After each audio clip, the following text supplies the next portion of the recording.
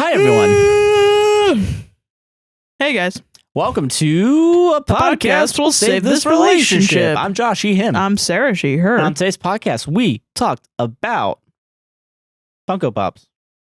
Yeah, we gotta mention We Pizza gotta Hut in the Pizza intro. Hut. Yeah, we have to. We have a Pizza Hut sponsorship. Not even Well, sponsorship. not really. They didn't pay us money. They gave us gifts. They gave us gifts, and we talked about it for like 5 minutes. Yeah. And then had a very weird segue into talking about the writer-actor strike going on in Hollywood right now. Josh was afraid we'd scab if we talked about the Pizza Hut gifts. Because Big Pizza Hut Big Pizza is actually one of the studios that they're striking against.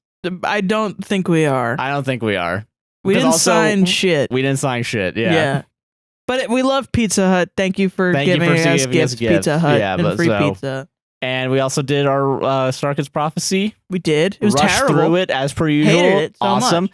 And we did our Red stories. And I think I'm putting it here. I think I did the worst Red story. I didn't, but but it was up there. It's pretty good. Had some pretty bad stories. I was a pretty sour little girl through most of it. Hell I yeah. don't like calling myself a little girl. I was pretty sour. I was a sour Sarah. sour little grape. Sour grape Sour grape. throughout most of it. Yeah. That was jolly. That was a jolly I was rancher. a jolly rancher, yeah. But yeah, I hope you guys enjoy this episode. Don't forget to like, comment, subscribe. All the timestamps are down below if you want to skip right to that Reddit. Yeah, if you're like, I don't want to freaking hear about your Pizza Hut. Too bad, because we did talk about it a lot in the stories. But you can skip through most of it. You can skip through a lot of it. This is our McElroy Tostinos episode. Totinos, yeah. Tostinos. Tostinos are the chip. I'm sorry. I did get them confused. I know. It's okay. Me too. But enjoy the show. Yeah. Like, comment, subscribe, hit the gosh darn bell, and check out our Patreon. Buy us $5 coffees. Buy us coffee. Yeah. Enjoy the show. Thanks, Pizza Hut. Bye. Bye.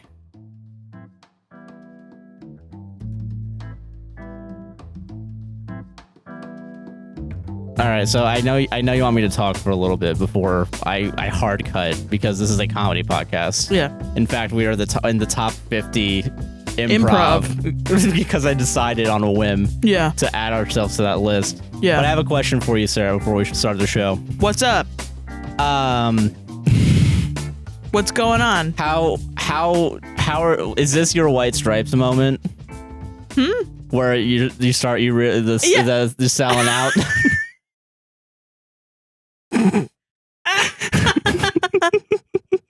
Yeah. Hell yeah. People don't know about. Okay, now I gotta explain the White Stripes. What that means. I think it's an interesting conversation to have. Yeah. Jack White was like, listen, Jack White's a marketing fucking genius. Yes. He was a upholsterer before he started his band. Oh, interesting. He owned his own company called Your Furniture's Not Dead. And it was in Detroit. And he just always played guitar and he would make songs and he just told Meg, I just need you to fucking hit this shit. Please. Please, Meg. Yeah. Ah! Yes. Because he screams everything, you know? Yeah, exactly. And so then she did, and she was like, just had this impeccable timing. Like, an impeccable sense of time. And fucking, when they were doing their early shit and trying to make money, he would like write songs and then be like, I don't know, I think that would be good for like, fuck it. Like, he wrote, Sugar Never Tasted So Good. Oh, yeah. And, it's like this song is just like Sugar Never Tasted So Good, Sugar Never Tasted So Good, and something about like holding a baby, and then like at the end it's like Water Never Tasted So Good or something. Whatever, it's fine. But then if you go and you look like, what's the meaning of this song? You're just like, I don't know, I thought a sugar company would use it.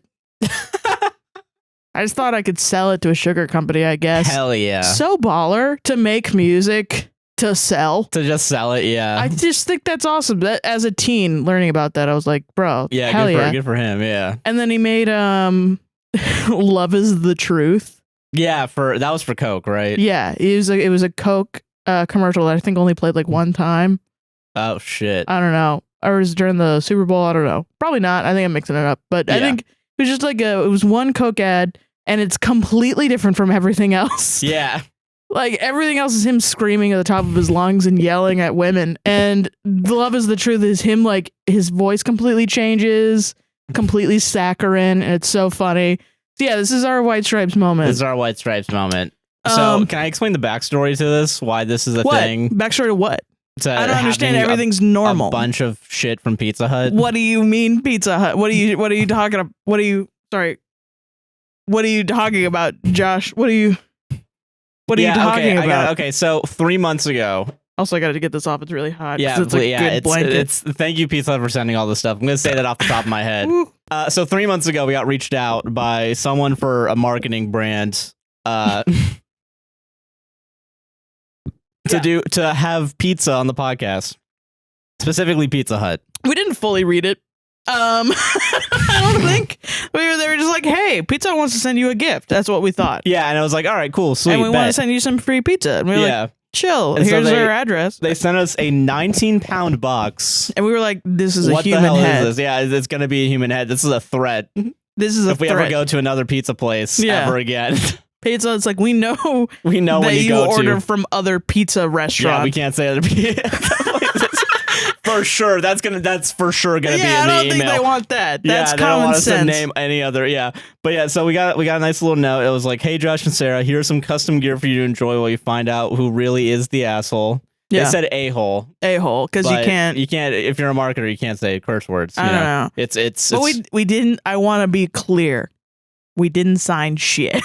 That is true. We just like said, all right, yeah, we'll do it. Okay, here's our address. And they did send us a pizza tonight. It is currently in the kitchen. We have eaten some of it. We have eaten some of the pizza, but that's our disclaimer. We're a hashtag Pizza Hut partner according to FTC guidelines. Yeah, we just got a bunch of gifts. They didn't pay us any money. No money. It was just we never pizza. Agreed to say anything. Yeah, and they sent us the coolest thing I've ever received. This is the coolest thing that I'll say that we ever gotten, which is the Funko Pop stuff. Yeah, which I mean, I think I'm gonna put up some images on Instagram. Yeah, when this goes out, and you guys will be able to see it there. You don't have to go to YouTube or something to look at this, Yeah. But yeah, so they literally made 2 Funko Pops of both of us, and they got it pretty much right. Yeah, it's amazing. Yeah.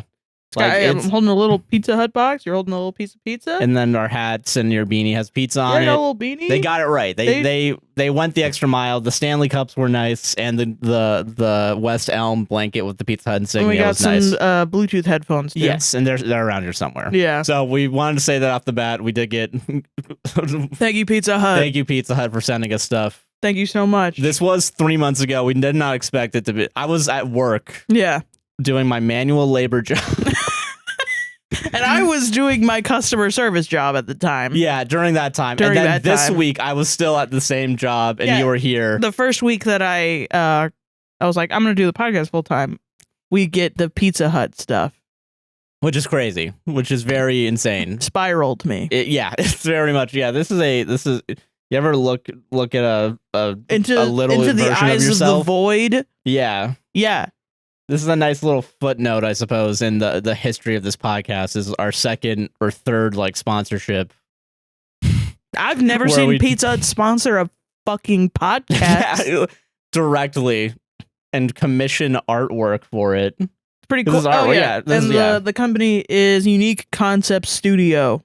Yeah, so thank you to them as well. They did an excellent job. And I like their stuff. I like their vibe. Yeah, I feel that too. Yeah. So yeah, thank you to them. I wanted to say that at the beginning. Yeah. And there's no easy segue into this next now topic. We got to do the writer's strike. Now we have to turn off the capitalism brain for a second and turn on our communist socialism brain. This is why I think that either we or someone else is going to get a strongly worded letter after this podcast goes out. It's not scabbing, is it?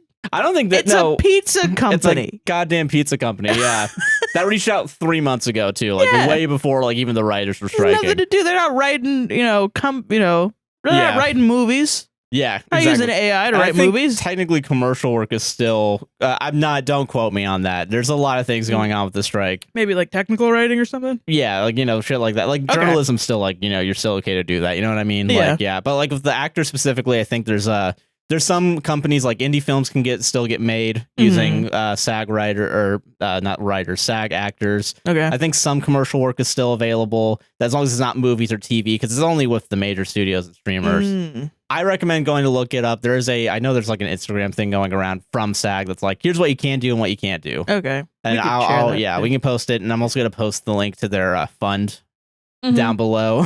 Yeah. Because we care very much about the strike. Yeah, I think because I cared about it since the writers were doing it, and now that it's now writers and actors, it's like shit. Yeah, this is super serious, and everyone needs to take care of. And there's also a time when like UPS is striking or about to strike, probably. I think more people Starbucks should are strike. Still striking. Yeah, honestly, working has become hell. Yes, I agree 100%. Yeah, it just has been. Like, I don't know. When I started working when I was 19. Yeah. When I was 19, I started working customer service, and I just it was fine. It was doable. I don't know if I was just dumb and 19 and I was like, this is okay. This is epic. Yeah. But like, I feel like it was just not as unbearable. And then every progressive company that I joined, even though I got more experience, I felt like I had less autonomy. Yeah, I get that. You know, I just think everyone should have a union. Yes, I agree 100%. And apparently, I think I see a lot of people talking about like a creators union as well, like specifically, because that makes sense too, especially if like, because our studio is fucking YouTube, you know what I mean? Or like even Spotify or something. And they just have complete control over like pretty much every single thing that we do. Yeah. I don't know. It's very interesting seeing the strike happen. And like, I remember earlier that like I saw like all the right wingers being like, well, this is a bad thing for writers because this is at the worst time to ever do this. Yeah. And I hope they're eating their fucking hats right now, because with actors going on strike, like Hollywood is done. Yeah. And there's probably not gonna be any new scripted content now for like. But you were worried about that. Do you feel bad about saying that? About saying what? Like, you were worried about there not being any new content anymore? I don't. Did I like it just in general? Or? No, you said that last episode. Really? Yeah. Oh wait. You were like, oh no, there's not going to be any content anymore. Did I say? I don't remember saying that. Not like our content, but like, you know, TV shows to watch. Good TV shows. Oh, okay. So let me clarify what because I don't. Because yeah. Is it gonna suck? Yes, but is it a thing we need to do? Yeah. I think you said that too. I don't think people didn't take you. I'm just saying, funny thing to say. Funny thing to say. Yeah, I get you. I don't. There's so many episodes of The Good Doctor we gotta catch up on, Josh. I don't know. I'm joking, but I think it's very serious. I think a lot of more intelligent people have said more shit about it. And also a lot of not as intelligent people. We'll get to that in a second. Strawhead Goofy. You know, at least like, you know, at the end of the day, because like, I mean, what is it? There's not like a boycott for like Netflix or anything, right? You know, there's not a boycott for studios. Yeah, and I say, it could very easily change, especially if this keeps going on, you know? Yeah. As they find their little ways. I'm not gonna fucking scab if like a studio contacts us and is like, hey, would you want to be in a movie? Yeah. Here's $1 billion. Yeah. It'd have to be 10 billion for me to consider. To scab? To scab, to ruin the rest of your acting career? Yeah, and I'm gonna do the worst job ever. Yeah. Absolutely. I'm gonna take inspiration from Tommy Wiseau. And that should totally be an Always Sunny plot. Honestly, yeah, that might be fucking. But no, like, okay, so I see a lot of people like talking. I'm getting a lot of TikToks about it right now because this strike started like I think yesterday or like the day before. I think so, yeah. Like it's only been like 2 or 3 days at like most. Yeah. And already everything's like gone to shit in a good way. Yeah. Where it's like really showing like all the like the people who give a shit and people who don't give a shit. Yeah. And that's what I think is the most fascinating part right now. Like. Yeah, it's really well, okay. I guess to me, I'm thinking of it in a broader aspect as someone who like, I'm gonna go be in the music industry, the worst industry, and then like, you know, I'm gonna try to be an artist. Like, I feel like I've been dealing with people my whole life. Be like, that's not worth nothing. That's not worth money.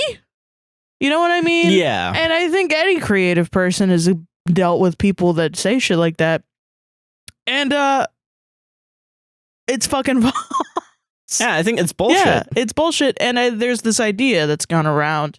It's like if you took away every single creative thing, you would go insane. Yes. Yeah. If you took away your YouTube content, if you took away all the movies that you go to, like it'd be fucked. Yeah, just straight up. And I think that's another thing too, where it's what is it? Like, I keep seeing TikToks from actors who are part of SAG who were like not series. They weren't leads. They weren't supporting, but they were like series regulars. Oh, yeah. So they would be like kind of like featured almost, but not in a way. I saw one guy who was on, I can't remember what show, and I'm so sorry to this person, but he was I'm sure they're listening. Yeah, they were getting their day rate was apparently $1,000 is what it was, but he only would go in like for about 2 weeks at a time. Okay, and that'd be it. That'd be done. Damn. And like 25 to like 30% of that would be taken up by agents, marketing, lawyer, shit like that. So like it was in actuality, and then that's even before tax too. So it's like about minimum wage. It's harder jobs than most people think. Yeah. And then also paid less than minimum wage if you divide it up. No, yeah. And with that guy too, what happened was his face and his likeness was used on a billboard. Wow.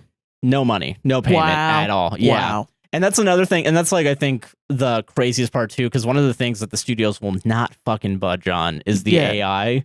And only paying you $200 to use your face for the rest of your life. That's insanity. I don't think anyone should be okay with that. You know what I mean? But people are doing it for free. They're choosing to do the AI filters, and that shit is just scraping your data. But like, I'm just shocked. Yeah, and that's the thing too. And like, I saw and this wasn't even about the current, like the creative strikes. There's like nurses striking right now. Yeah. There's one TikTok going around of someone that's like, and this is not a bit. This is not like a joke. It's someone literally doing a day in the like, spend my day with me as a strike nurse. Yeah. Who breaks strikes and shit. Yeah, I saw that. You saw that one too? Yeah, I did see that. And yeah. And it was insane. That's like the craziest, like, this is how we know we're in a dystopia. Yeah. And I think I saw another TikTok, and this is where I'm getting like most of my information of. And it's TikTok. Yeah. And it's not even like necessarily good information. I do like double check shit. But there's a historian that's saying like this is our next like gilded age where it's like, yeah, and that makes sense 100%. Yeah, I think it's great. I think more people should be striking for like the UPS strike that's about to happen. Yeah. I thought that was interesting that the full-timers, they get paid like $42 an hour. I don't know. Correct me in the comments, please. But $42 an hour, someone said it. Full-timers do. It's still not enough for the work that they do. Yeah, they're doing like hard manual labor every day, day in, day out. Like for long days, but the part-timers only get 16, and that's why they were striking on behalf of part-timers. And that makes sense, yeah. And I think that tracks too, because I tried to become a UPS, like someone in the warehouse, like oh god, like in 2017, like that was before I like applied to go to Disney. Oh wow, that was gonna be like probably my first job, and I was like, no, I can't do this. It sounds really and it hard. was like maybe at that time like maybe 14, 15 an hour. Jesus. Yeah, I mean, I don't know. I think about my first job ever where I was part-time. I was making $11 an hour, which at the time was like, oh my god, that's so much money. Yeah, because minimum wage at the time was like $7.32, and in Orlando, and only recently has it become $11. Yeah, yeah. Well, it should be. It might be 12 now. I think it's because it's supposed to go up a dollar every year until 2026. Yeah. But yeah, at the time I was like, oh my god, holy shit. And then that company, I left that company and found out later that they upped their wages to 15. Oh shit. And then COVID happened and they went bankrupt completely because they never planned for the idea of like working from home or like fucking a mass event. Yeah, and that's the thing too, because that was really brought on by, especially here in Orlando, like one of the main unions, and I was part of this union for a little bit, was the Disney union. I was specifically part of the food, but they all like, they all work together for the most part. Disney is huge. Yeah, and I think they were the ones that really fought for like the 15 an hour or slowly rising it, and that caused Universal to also rise their wages up, even though when I worked there, there's still no union, I think, for Universal. I think that slowly raised the minimum wage for everybody. But it's because of the work of a union. One union in the area rises it up, makes everyone else have to be competitive, boosts their minimum wage, Yeah. Like, I think that's what's important about like the people that are striking now is that if you bump up that fucking rate, it should be better for everybody. Yeah. Like fucking Disney, like Bob Iger, that piece of fucking shit. Dude, yeah. People were celebrating that man when he came back. Ah, fuck him. Dude. I'm not even a fan. Well, I mean, I know Disney people, and they were like, we love Bob Iger. Bob Iger's the best. Brainwash yeah, people. because that's what Disney does to you. But then he left, and then the fucking asshole came in and made everything worse. And then Bob Iger came back and they were like, yay, Bob Iger. Off topic. It's a piece of shit. The funniest part too about that too is a lot of the shit Bob Iger did led to a lot of the shit that guy did. Right, it's like a fucking president. It's just a fucking, it doesn't matter. Yeah. Everyone's like, oh, fucking Obama did this. It's like, no, George W. Bush did that. Yeah, was through his deregulation caused 08. Joe Biden is doing the inflation. Donald fucking Trump did the inflation. Laid those stones way earlier. Yeah. And that's the thing too, is like, it's people are so fucking stupid. Yeah. But okay, but like that's beyond the point. Yeah. But like, yeah, his comments about like, you know, like, you guys are being like too greedy. Basically, he basically said that. He said something along the lines of like they're being unreasonable, I think, which is not true. You can't say that to this generation anymore. No, I think at all.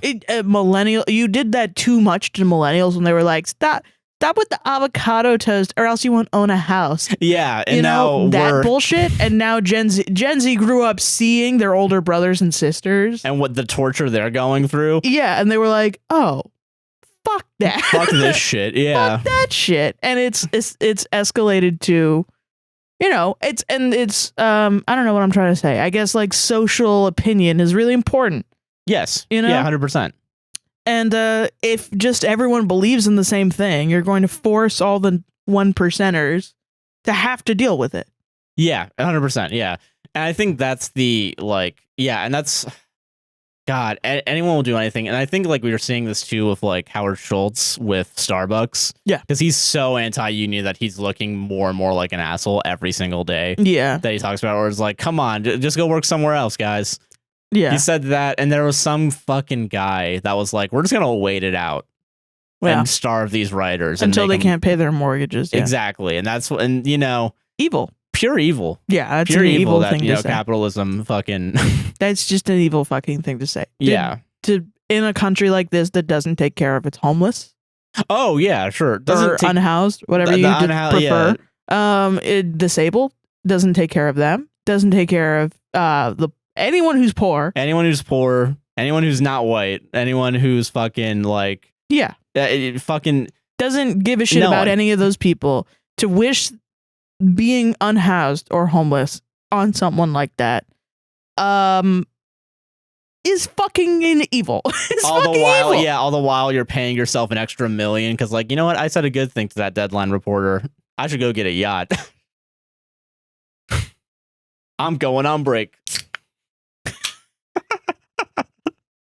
Bad shit. People fucking who insane. Never worked a fucking day in their life. Dude, like, God. It's just ugh. God, it's just evil. I don't know, and I think it's important to talk about it and bring awareness to it because, like, we're in full support of the strike. Full support, yeah. Don't let our Pizza Hut distract you from that. Guys, don't worry. The guillotines will be sponsored by Pizza Hut. We'll bring them up and. We didn't sign anything. Fuck 'em. We didn't sign anything. Thank you for the gifts. I really like the gifts. We do appreciate it, and I appreciate the people that made the actual stuff. And whoever had this idea. Whoever had this idea should get a fucking raise. Sent me to a fucking mental breakdown last night. Whoever had that idea, pay for Sarah's medical bills, please. I fucking woke up. I didn't wake up. I never went to sleep. It was 4 a.m. and I was just like, I don't know. I just like it was holding this in my hands like this. Just like this.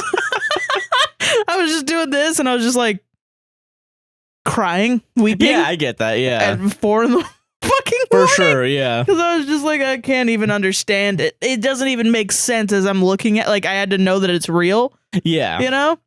It is a very weird experience. So strange. So it's been a weird week. Very contrasting. And I want to apologize to everybody for the weird vibes. But I do want to make fun of one person that flopped the ball harder than we ever could. And I want to be differentiated. Okay, you know what I mean? Because from what he says, I'll say what he says, what his response has been. Yeah. Straw Hat fucking Goofy. Straw Hat Goofy. He was like, listen, I don't know. There's a lot of misinformation on TikTok. Oh, for sure, yeah. That's what happens when the websites... search engines maybe aren't as reliable. Wink wonk. Fucking, you know, the town square, the website that was known as the town square where everyone got their news instantly maybe is going to shit. Yeah, so now we're all striving to find the next place that we on might TikTok that's telling us all the news, and maybe they're just not. Maybe they're not right. Yeah, right. Because who knows? And maybe doesn't We're not know. checking. Who knows how to look up Wikipedia, but decides against it to find a different definition of a word. Listen, I have a quick bone to pick with motherfucking Google. Okay, I gotta be honest.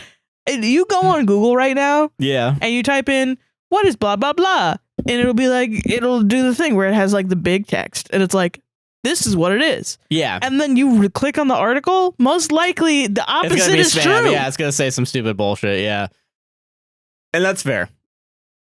All right, so giving the benefit of doubt to Goofy. Okay, we're moving on. No. Well, I mean, because if he just Googled what a scab is. Yeah. And that was the first thing that he got. Well, I don't think, Straw Hat Goofy said, I'm going to continue to do brand deals. And promote movies. Which I think that's the second part. Yeah. That's the shitty part. And everybody's like, that is scabbing. And then he made another video that was like, this is the incorrect definition of scabbing. Yes. That's what I'm talking about. Is that because he had like behind him like the definition. The definition, yeah.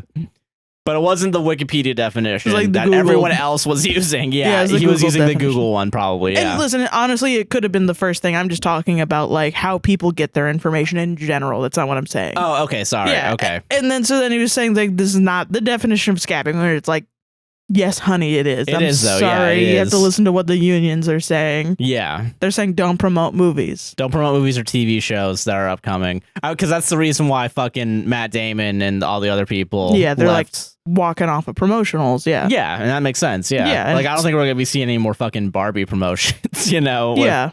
Yeah.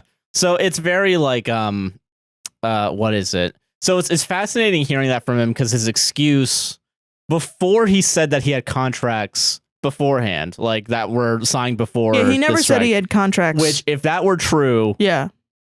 Listen, I've been doing the show for 4 fucking years almost, and I've read thousands of Reddit posts. Yeah, you gotta put it in the post. You gotta put it in the post. I'm sorry. Put it in the post. If we're just talking from fucking Reddit, am I the asshole standards? You can't, no one's going to ask the info question because everyone's going to just assume. That is his fault. But, I mean, if it's true, he's saying that he has previous contracts that he's already agreed to, and that's what he meant, is he's going to continue to do those. Yes. And that's like, this is like best case scenario for him, but he should have said that earlier because that's not what he said. And now everybody's like, I don't believe you. And I'm like, well, okay. I mean... Sure, and he's responding to them. His responses are really funny. I like them. His comments, because I'm sure the videos are still up. The comments on the comments where they're like, "I don't believe you. We all of a sudden there are contracts," and he's like, "Then don't believe me." And I'm like, "This doesn't help you, man. You should just shut up." But also like, I don't know if that's actually true. I don't want to be like, okay. Yeah, right. I mean, I just think you probably should have said that. You should have said that way earlier, before you even came up to the idea that like, guys, I'm not actually a scab because of this. Yeah, I think that's a very weird, logical step process. I guess he's a large creator. Yes, and he's a large creator that talks about movies. Yeah, and has also done voice work and shit for stuff too. Like he would be benefiting from this strike, Yeah. And I guess it's very, the hardest part is that when he says a lot of the stuff that he's saying about himself, he's not talking about I guess my frustration is that he's not talking about the impacts and why people are striking. Yeah. Especially in a time when, if we're just looking at this from like a PR perspective, unions are on the, like, people are more supportive of unions. People are more, interested in joining a union and trying to make lives better for themselves. Yeah. And every single person, like, like at 12:01 fucking midnight, like even I was like, oh shit, yeah, the strike's going on right now. And like, we're going to show solidarity. Like, I actually don't think that many people. Oh, okay. I have seen a lot of like hateful comments being sent towards actors and creators talking about the strike. Like, why don't they just fucking shut the fuck up? Like, I've seen a lot of comments like that. I think the general public the public that is not as educated. Yeah, that's true. Doesn't really hold the creative industry in high regard, even though it makes a lot of money and the people that work on it work very hard. And most people enjoy creative works, and but they don't know that. They just think it's I want that. I need it. They think there's always movies. Yeah, there are always movies. There's always TV shows. What am I going to talk about at work with my friend? Yeah, exactly. Yeah, you know, I have to have creative work is just your talking point, I guess. Yeah, so they don't think about the people who behind it. Like they don't actually think about it. The words come out of the TV box. Words come out of the TV box. I talk about it with Veronica, and then I go home and I go to sleep. What are these actors even upset about? Yeah, I think those are the people we should be educating about. 100%. No, but I think it's necessary to acknowledge that they're there. I don't think they're the majority. I just think there's a large amount of, I think it's like 50-50. Like people. Yeah, and I think it's slowly going lower too, because it's very obvious, like, I don't know, because it's another one of those things where it's like only like the top 1% like of actors are actually living not paycheck to paycheck, you know? Yeah.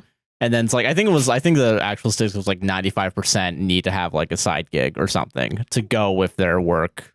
And I think also that might make, and what we're talking about really is the TikTok bubble. Like all the people that are talking to Straw Hat Goofy, it probably seems overwhelming to him. Oh, yeah. Because it's the people on TikTok that are scrolling on TikTok all day and see all of the content about the writer's strike, which is great. And they're learning, and it's good. Yeah. Yeah. And they go to him and they're like, oh, you're scabbing. Because on literally every single one of them, anyone who mentions Straw Hat Goofy or even implies Straw Hat Goofy, the search bar on TikTok becomes Straw Hat Goofy. The main doxer of everyone. I really fucking hate TikTok search thing. That's another topic, but like it's really useful when you're just a viewer who wants to know what the fuck everyone's really useful talking when about. Someone's content's getting stolen and people just start searching APWSTR. Yeah, but it's really terrible at just putting fucking people's names, full ass names. Yeah, that happened before with us too. We had to take down a TikTok or two because of that. Because it's just fucking. I hate it. I don't mean to go off the rails, but I mean I think like there's a lot going on with that's the difference between the TikTok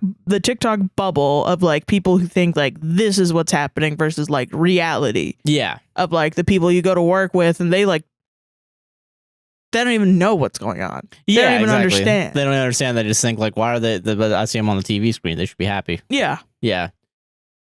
Fucking wild. Like, yeah, I think we should tell people don't scab. This is what you need to do. Blah blah blah blah. Yeah, and but we also need to get to those people that are real. Yes. Yeah, the real people. Yeah, you know. So yeah, I feel that. Yeah. Huh. Yeah. Damn. I don't know. That's what I think. Also, Fran Drescher. Everybody's into Fran Drescher now. And yeah, she's great. She definitely got up there and yelled about it. I'm just like, did you guys forget like 3 months ago when the writers started striking? She's like, I don't think it's necessary. And I remember that too. People were really worried about like actors not joining them. Yeah, like, because of her, and she was just like, I don't know, I don't think it's necessary. I think that's really a testament to how fucking badly these studios are screwing up. I think so, yeah. Because like it's so bad. This AI issue, which I think AI is a useful tool. I'm saying that from the top, so no one can. All right, AI is a useful tool. It will never replace a human being, though. It will never replace the writers. It will never replace actors, because AI is stealing content. The types of AI that studios want to use is very specifically stealing content that was already made by other writers and actors. Yeah. Literally to the point where we're just going to scan their face and, we're going to fucking, we're just going to do it. And it's going to make shitty reboots and it's going to make shitty jokes. Every time I see a TikTok where it's like AI writes a funny joke, it can't make a funny joke. It can't, because the way this AI, the way ChatGPT works is that it's only thinking one word at a time. It's not thinking about any other word it said. Have you seen all the racism? Oh, the AI racism? Yes, AI is also racist as well. It's like, can you give me what is a generic white man character's name and favorite fruit? And it's like, his name is John Smith and his favorite fruit is mango. And they ask it again. And it goes, his name is John Smith and his favorite fruit is mango. What is a generic black character's name and favorite fruit? Oh, no. His name is Tyrone Jones and his favorite fruit is the delicious taste of watermelon. He loves the vivid colors. What the it's fuck? a whole paragraph. ChatGPT did I can send you the Twitter post. Yes, send that to me. Oh my it's god. Fucking crazy. Yeah, okay, that's another reason why, that's never gonna last like a minute. It's not even gonna last 10 fucking seconds. Not even the logic thing. Someone asked how many L's were in balloon, and the fucking ChatGPT was like, there are 3 L's in balloon. They were like, fucking where? And it goes, oh, I'm sorry, there are 2 L's in balloon. It's like, okay, at what placement in the word balloon are there L? And it's like the 3rd and the 5th. It's like spell balloon, and it spells balloon. Yeah, okay. It's like, what are the placements? Yes. And it's 1, 2, 3, 5, 4, 6. Yeah. And it's like, my God. Okay. Why are we already relying on this so heavily when it's obviously not there yet? So yeah, and that's I started off by saying AI is a useful tool. This has useful tools.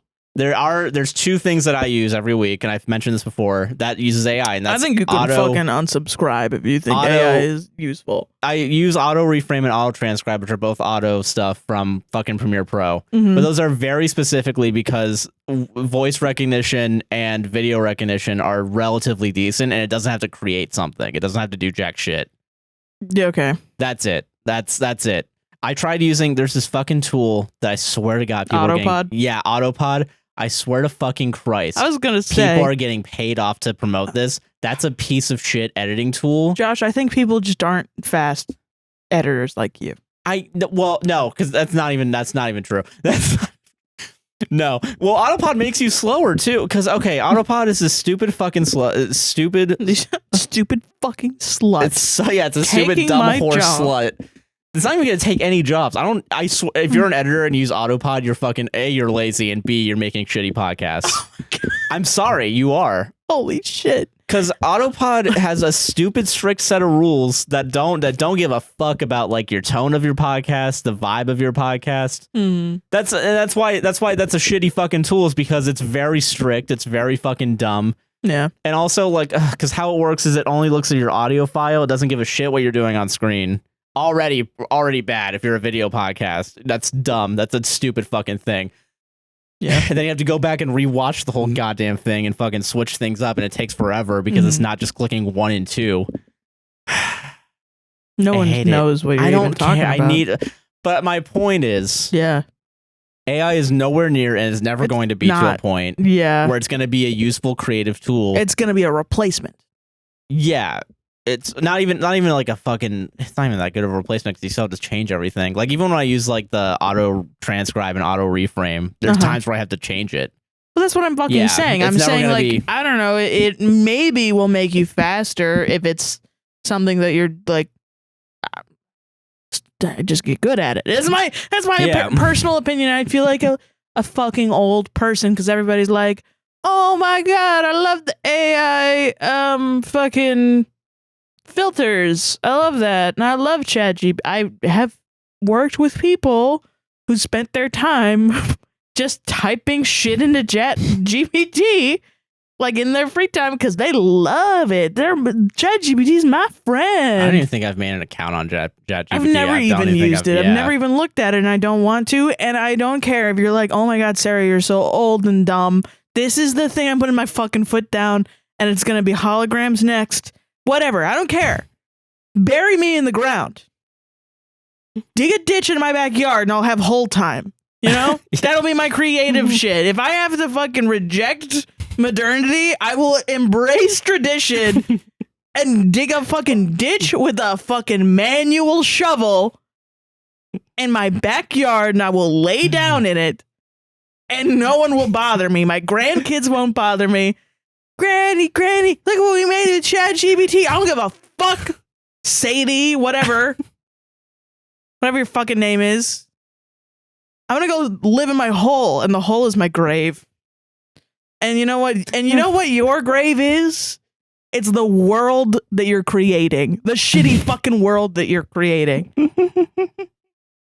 Where you don't actually have to learn the value of hard work. Get off my fucking lawn. Grandma, look what we made with ChatGPT. I wrote a novel. Oh yeah, a fucking monkey and a typewriter. It's a blah, blah, blah, blah. Suck my ass. So I think my main point is I think it's a good thing that writers and actors are putting their foot down with AI. Yeah, I think that they should not budge on that at all. No, I don't think so at all. Not at all. Yeah. People love AI though. People are really loving it. Yeah. That shit is crazy to me that people love it. And it always has been. My opinion has not changed. Since the beginning of time, I've been firm that I hate AI. And everybody looks at me like, whoa. This is your fucking fault. The people that look at me like, oh my God. You guys let the tech companies go a little too far. A little too close to the sun. And now you guys aren't getting severance. It's the fucking artists that are like, I'll try out NFTs. Shut the fuck up. Yeah, right. Pick Without up doing a single damn pencil. Yeah. The fuck? Jesus. God damn it. God. So yeah, that's my dad was in the Vietnam War. You think my brain will explode and liquefy and pour out of my ears if I use AI?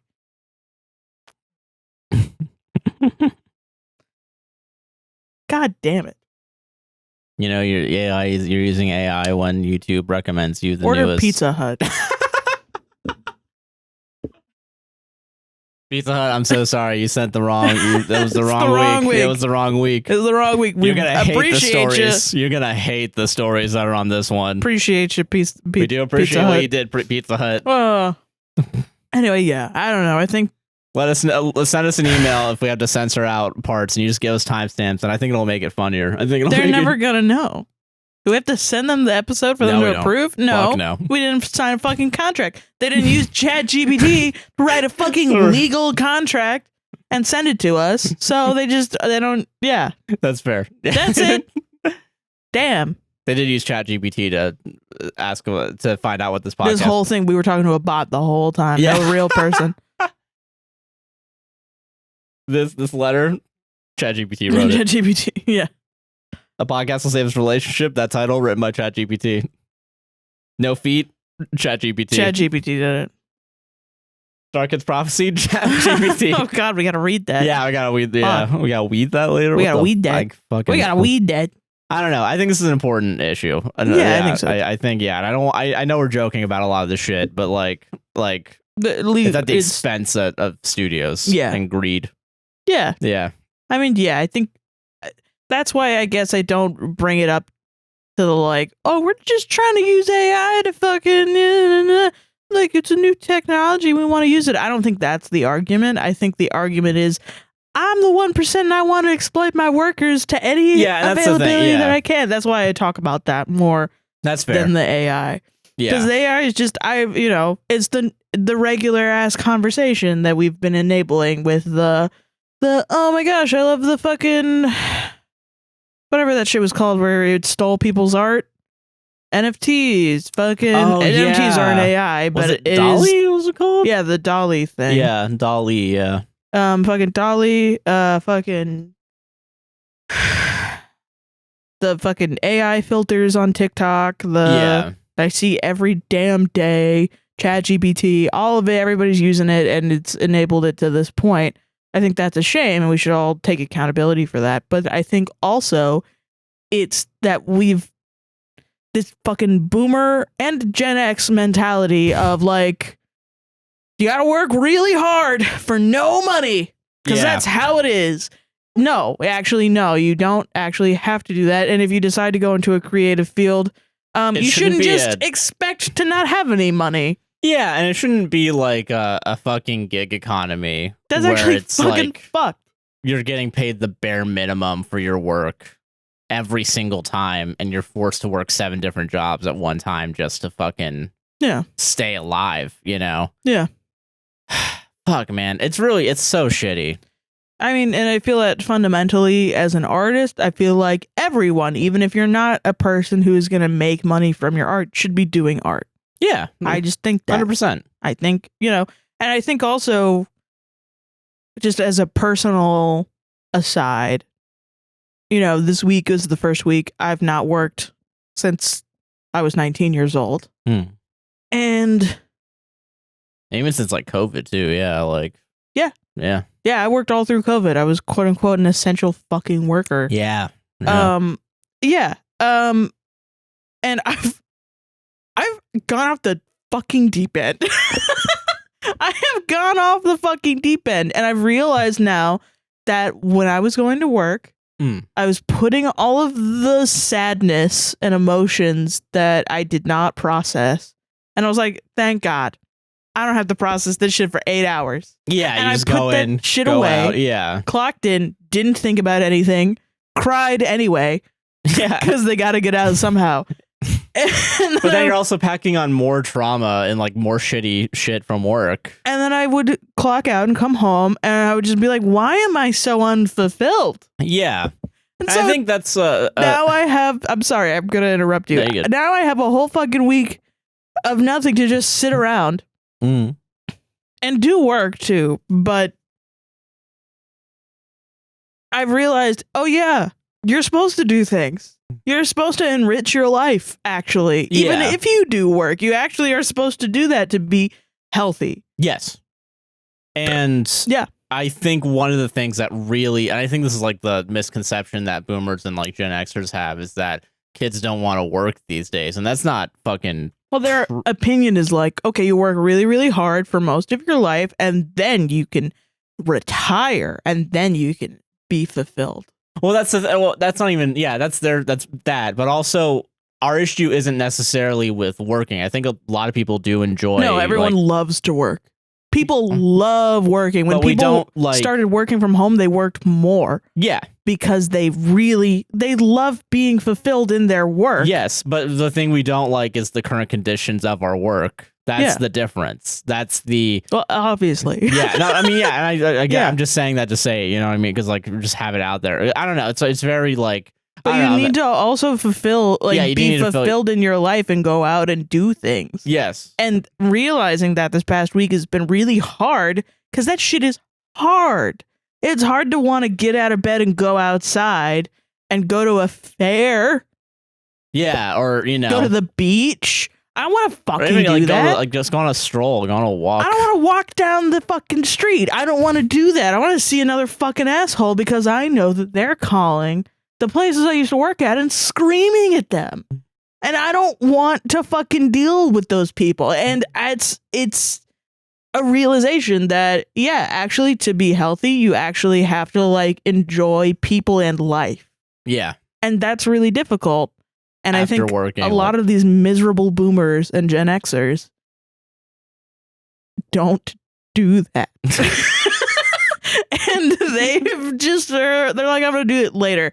They're never going to do it later. They're going to be miserable their whole life. Tomorrow never comes. Even if they do like retire and they go to Cabo, they're going to be like, the food here isn't good. It's actually really hot out and it's too sunny. I don't like that it's raining. They'll never be happy. They'll never be satisfied. And they're going to make it everyone else's problem. And they're going to die fucking miserable because they ruined their life. Yes. And what's the consequence? I don't know, because you still have to work, right? You still have to make your bills. You still got to go. God, man. But you shouldn't be listening to those people. No, of course not. Those miserable assholes. Exactly. But it's not, of course not. I don't know why we're so combative today. I feel like we're not interpreting each other. Okay. But I don't know. It's not, of course not. Because there are a lot of people, kids, younger than us, Joshua. Jesus. Who work and they're like, I don't know, man. I just think people don't want to work. You know how many fucking like working skits I get on my TikTok where people are like, oh yeah, someone called out the coworker that always calls out. Oh my God. Yeah. Bothers me. And it's like, okay, I understand what you mean. Yeah, because I definitely get shit at work because I call out all the fucking time. Well, but you don't need to be there. You're not like, it's not like I mean, to the people that are like, oh my gosh, Josh calls out all the time. What a fucking asshole. Josh is on call, so he's not ever. I'm allowed, but they still give me shit because I know they still give shit for people that call out that are allowed to call out whenever they want. Yeah, but it's not like you're relieving somebody else of their shift. That's true. Yeah, that's not what it is. Yeah, I just want to be clear about that. Okay, that's fair. Yeah. I don't know. Anything you have to say? I lost the plot. Oh, sorry. I've only recently started retaking my ADHD pills, so I think I got a little bit all over the place. I think I was all over the place too just now. Yeah. But basically, what I'm saying is there are kids nowadays that listen to Gen Xers and boomers, and like who grew up in a society where you could just work at one company for 50 years and then retire, and that's just not true anymore. No, of course, yeah. Okay, not of course not. I keep saying of course not. No, it's fine. Because I keep saying of course not, because I know in my head because I agree. Yeah, I know, and I know that we agree. But yeah, there's a third person here. Fuck them. No, but yeah. So I don't know. I guess I guess I'm just saying a lot of these points to read to like. I guess I'm reiterating some things just to be like as clear as possible. I guess. Yeah. And to explain our reasoning as much as possible, and like I don't know, and like dismantle a lot of the shitty reasonings behind like Gen Xers and Boomers. You know, that's why I'm saying like we do want to. I think a lot of people want to be a working member of society. But they don't want to like go to a fucking spreadsheet mill and question what their job is, you know? Yeah, exactly. They don't want to go fucking even like people who like, you know, Uber Eats, you know, like because I definitely have that thought when I was Uber Eating, like why couldn't they just fucking go out? Even when I order from Uber Eats, you know, I do try to leave like as good a tip as possible, but it's like still it's like I could just go out and get this. There's just it's a lot of busy work, it's a lot of bullshit.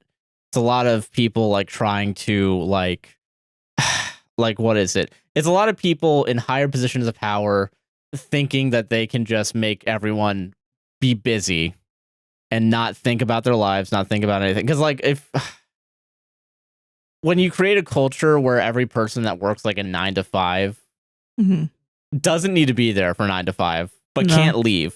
Yeah. And are forced to be there every single day. Yeah. And like, you know, like, because there's that TikTok of the person. Oh, God. That was another thing that happened this week because, God, time blindness. You know, I don't even want to talk about it. You don't want to talk about that? Because the amount of people that shit triggered me so hard, I can't even deal with it. Yeah. Yeah, I don't even want to talk about that person. But it's just the amount of, I guess, what's being said online about like young kids, you know, don't want to work and are entitled. And then on the flip side, no, young kids want to work for fair conditions and for fair wages. And the age demographics that everyone just kind of assumes agrees and disagrees with those statements is just not what I see in real life. And I think that's something that not everyone talks about. And I think it's important to talk about. Like, no, there are kids that are Republicans. Yeah. There are kids that are conservatives. Yeah. And there are old people that are, you know, fucking. That believe in that believe in unions and things like that. And there are kids that fucking, those kids are the ones that we need to get to. You know what I mean? Yeah. And just, you know, be like, hey, there's no fucking reason to be anti-union. No, literally not. There's not. Yeah. Like what I've seen people that are like, unions broke up my family. They came into your house and stabbed your dad to death. Like, what's going on? What do you mean? There was the Delta Airlines. I think it was either United or Delta, one of those two. They were trying to like they were gonna have a union, and they did all the union busting. Yeah, and they put up these stupid fucking flyers that were like, union dues are $800 a year. Oh yeah, that's can enough buy for an Xbox, a PS5, and all the newest games. And I'm like, yeah, but you're probably gonna earn like fucking $2,000 a person extra just on extra wages. Yeah. But no one does that math. No one does the like, well, wait, hold on. Unions can maybe increase my pay rate, even if they're taking a cut of my paycheck. Yeah. So I remember working at Disney, they only took like $3 per 10 hours. Which I don't know what the math on that was, because I was working for $10 an hour. So like maybe like only 3%. Yeah, because 10 by 10 is 100. So. Yeah. Yeah, that would be 3%. Yeah. So I was like, not to have a better wage than that was at other places. Yeah. Fucking. Yeah, that's great. Yeah. That's fine. I mean, there's no reason to be anti-union. There's not a good reason I've ever seen to be anti-union. But I worry about kids, I think, because they're not, you know, teachers need to strike too. Yes. Because their job is terrible and people are just kind of passing along kids and they're not being taught like how to critically think. And I see it now. I see young kids like not fully understand what even other people are saying online, and then responding with comments that don't have any bearing towards what anything is going on. And I feel bad for them because I'm like, you don't understand, like you don't have the literacy to understand the complexity of what's going on. Yeah, and they're being robbed of like. And if you grow up and you are just gonna be like another fucking guy that votes a certain way against the interests of yourself, and that is really terrible. Yeah, no, I hate that. So I guess that's why I focus it more on kids in my discussion. I don't know. Okay, I get you. Yeah. Huh. Damn. I don't know, but yeah, the writer's strike is great. All strikes are great. Yes. Yeah. UPS should strike. We're thinking about we're discussing getting a PO box because now we have to do businessy bullshit. Yeah. And literally today I was like, well, wait, hold on. We were planning on doing a UPS box. But nope, not anymore. No, let's not do that, actually. That. We'll go somewhere else. Yeah. Take our business fucking elsewhere. Yeah. That's another thing, too, that like strikes fucking work. Because if it can make me reconsider, like, oh, maybe I shouldn't go there. Yeah. Fucking, it'll make someone else do that, too. Yeah. And like multiply that by however many people actually hear about it, you know? Yeah. Like, I don't know, man. Fuck. That UPS one's fucking crazy, though. 16 hours. I forgot about that. For part-time is insane. Part-time. God, I just hate. I think that's the one thing I hate, and I see this with the actor strike, is the hierarchy of like who studios do deem to be like important. Where like a lead on a TV show will get 100,000 an episode, but then like a recurring character that's in like 70% of the show, only gets like fucking $1,000 a day. It's insane. Yeah, for like maybe like 3 or 4 weeks worth of work, which still a decent amount of money, but not enough to live on. Like that's probably especially in LA. Yeah. Oh, not God. Yeah, Jesus Christ.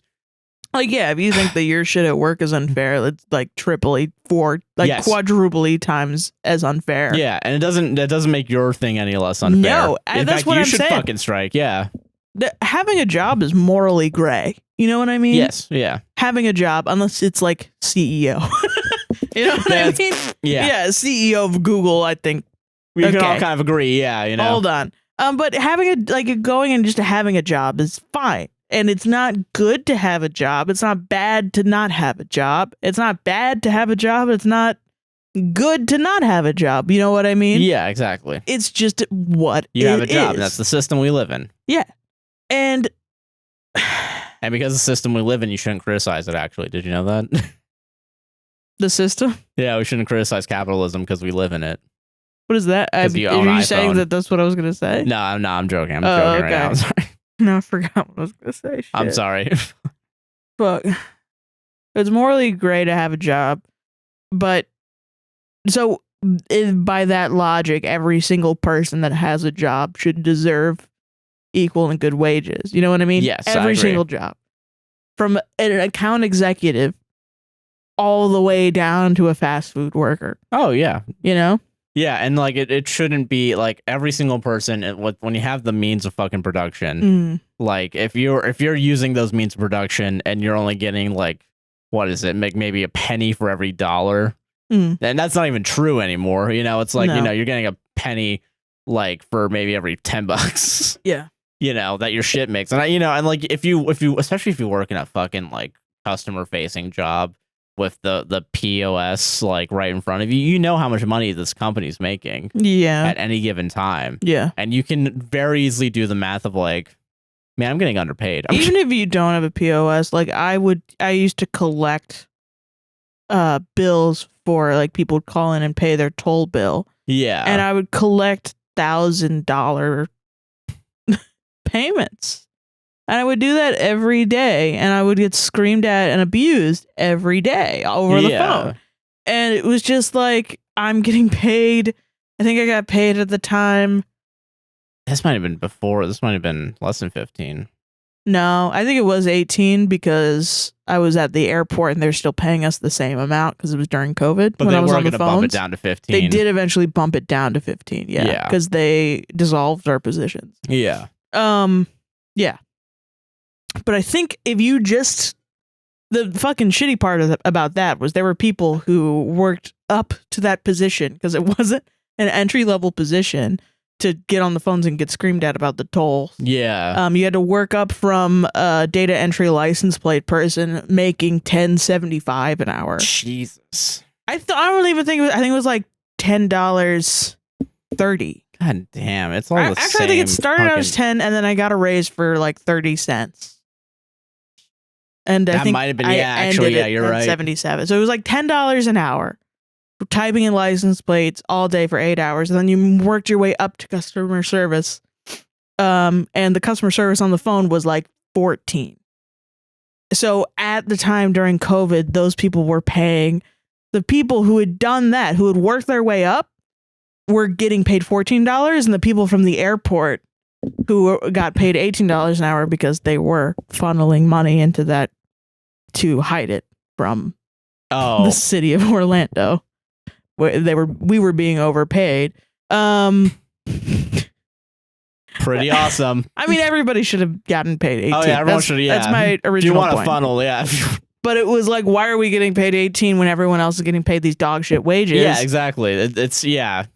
I don't know. At some point, yeah, everyone has that look around. It's like, well, this is all bullshit. Yeah, this is all fucking. But yeah, so people were doing the same exact job, and we were getting paid 18, and they were getting paid 14. Yeah, ridiculous. Just because of our title. Yeah, that's stupid. So fucking dumb. Ridiculous. All for a name. I don't know, and that's why, like, I really like want to stress, if you ever like have a small business, like, and then small businesses, like, you know, actually build this country, you know, like they very much like instead of these fucking conglomerates. If you want to have a small business, the way you got to do it, order Pizza Hut. Except for pizza. If you want to get pizza, except for pizza, you gotta get Pizza Hut. Don't worry. Next week, I think we'll be allowed to say you can get pizza from wherever. But this week, we are legally obliged to say Pizza Hut. Not even legally. But yeah, I think go ahead and talk about how small businesses are the backbone. They are. They are. And if you have a small business, what you got to do is you got to do it a little. You got to do it like a co-op, man. You got to share the profits. You got to share the fucking losses. And you got to just like fucking, I don't know. There's that company. There's like a payment processing company that like decided to pay everyone like $70,000, and like the CEO like bumped down his pay from like a couple mil to 70,000. Okay. And you want to know what happened? Company fucking succeeded because they weren't spending goddamn money on a stupid CEO that, like, you know, that was doing jack shit. That just like that says do something and then someone else does it. Yeah.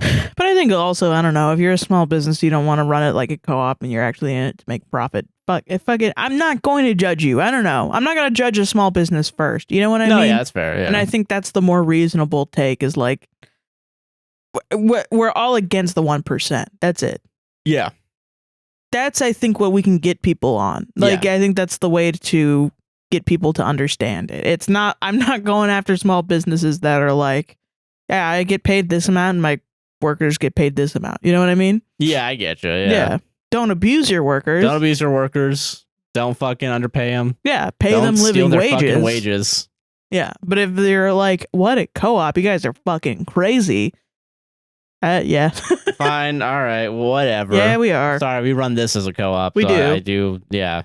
But there are only 2 people in it. That's what I'm trying to say. If you run like a shipping business, you got 7 people, and you're like, but I love my profit. Fine. You're just a different person. I don't know. I get you. I know there's one TikTok content creator. I think they also do something similar where they only pay everyone like the same amount. And like they share the work pretty evenly with everybody, but like the profit that they do make, because they do make profit still, they just give it out as like a bonus at the end of the year to everybody. Yeah, I've seen that. Yeah, that's cool. I mean, yeah, I think we based our shit on them. Yeah, that's how we're gonna fucking do it. Yeah. Yeah.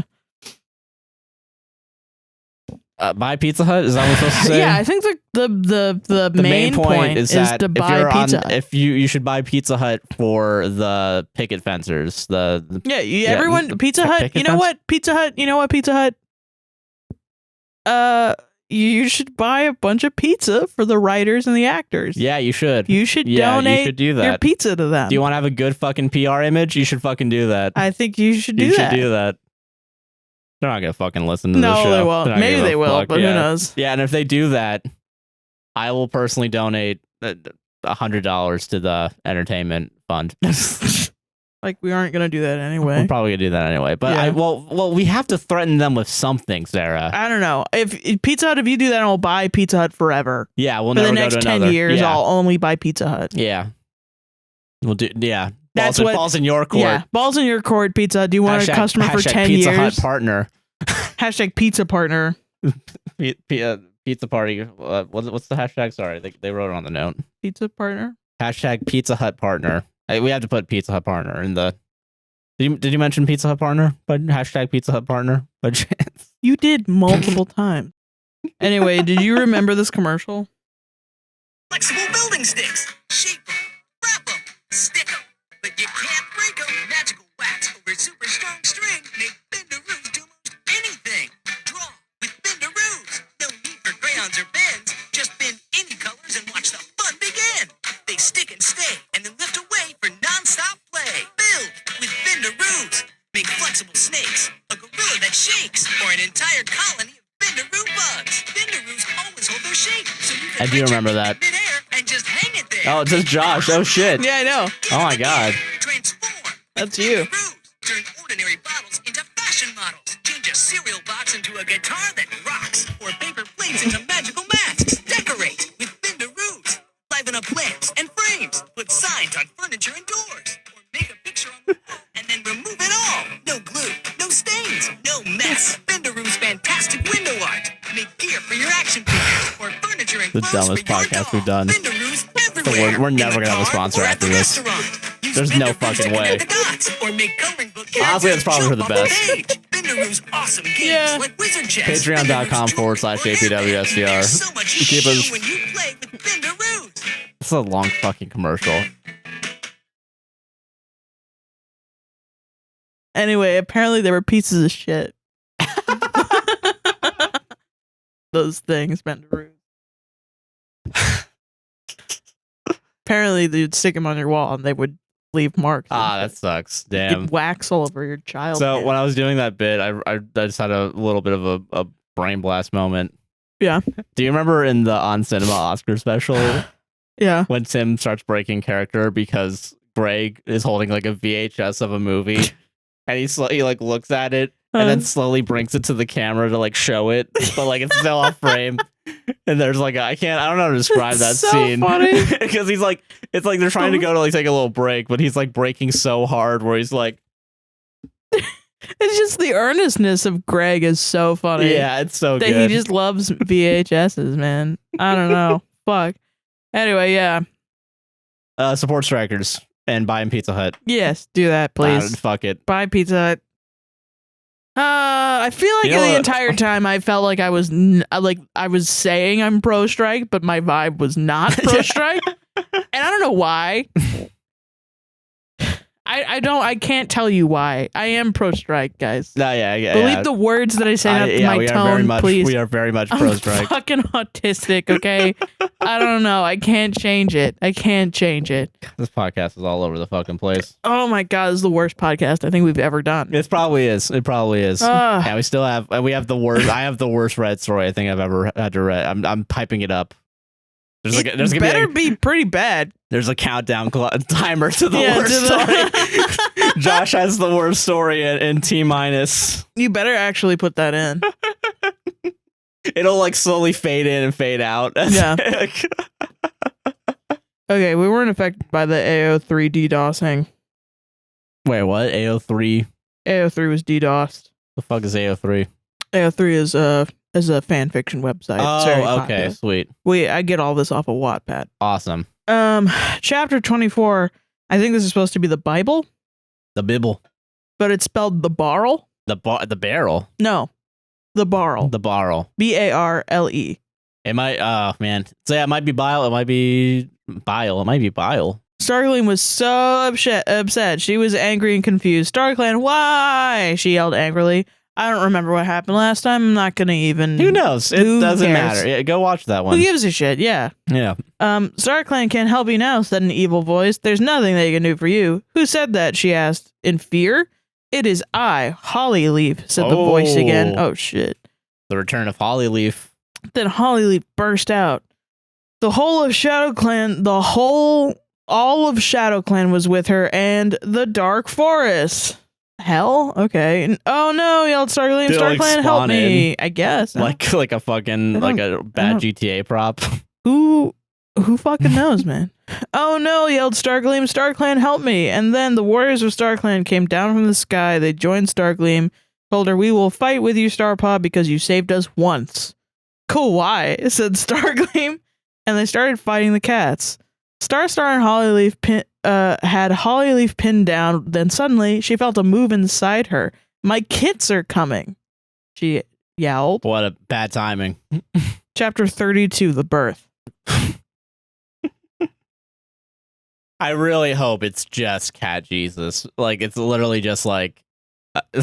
yeah, it's the children of Cat Jesus. Yeah, and it's literally just fucking... what the fuck's it called? Like a cat with a beard on it. Oh, yeah, like a goatee. Like, goatee and fucking, yeah. Because it still has to be the co-opted white Christianity, you know? Yeah, right. And not the historical figure. Yeah. Yeah. Hollyleaf running towards her, but a StarClan cat named... Unintelligible? I think it's something fur. I don't know if it's Bubbles fur, but that sounds fucking stupid. That does sound stupid. So I'm just going to say it's Bublé's fur. It's just a Michael cat. Bublé? Yeah, after Michael. Oh my god, wearing a little suit? Yeah, singing Come Fly With Me. Fly me to the moon.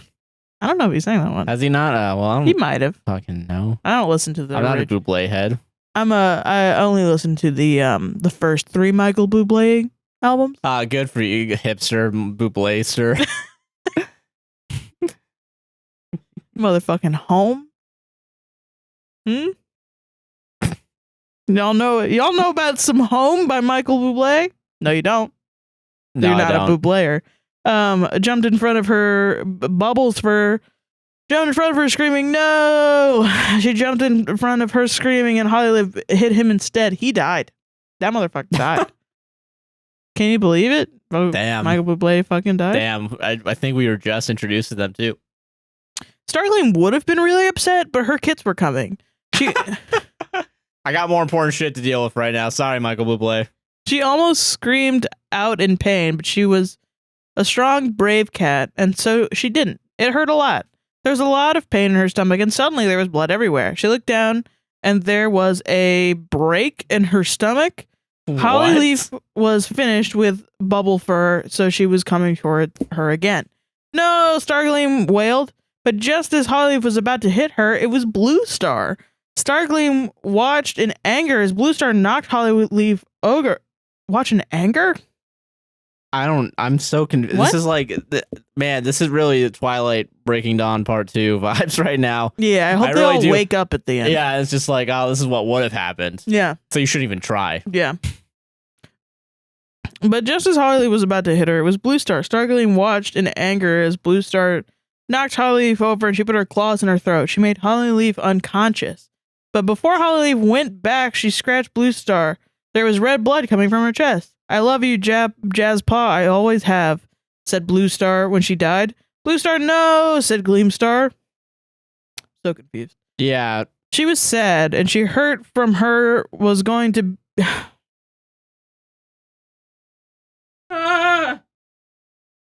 Sometimes this podcast is a task.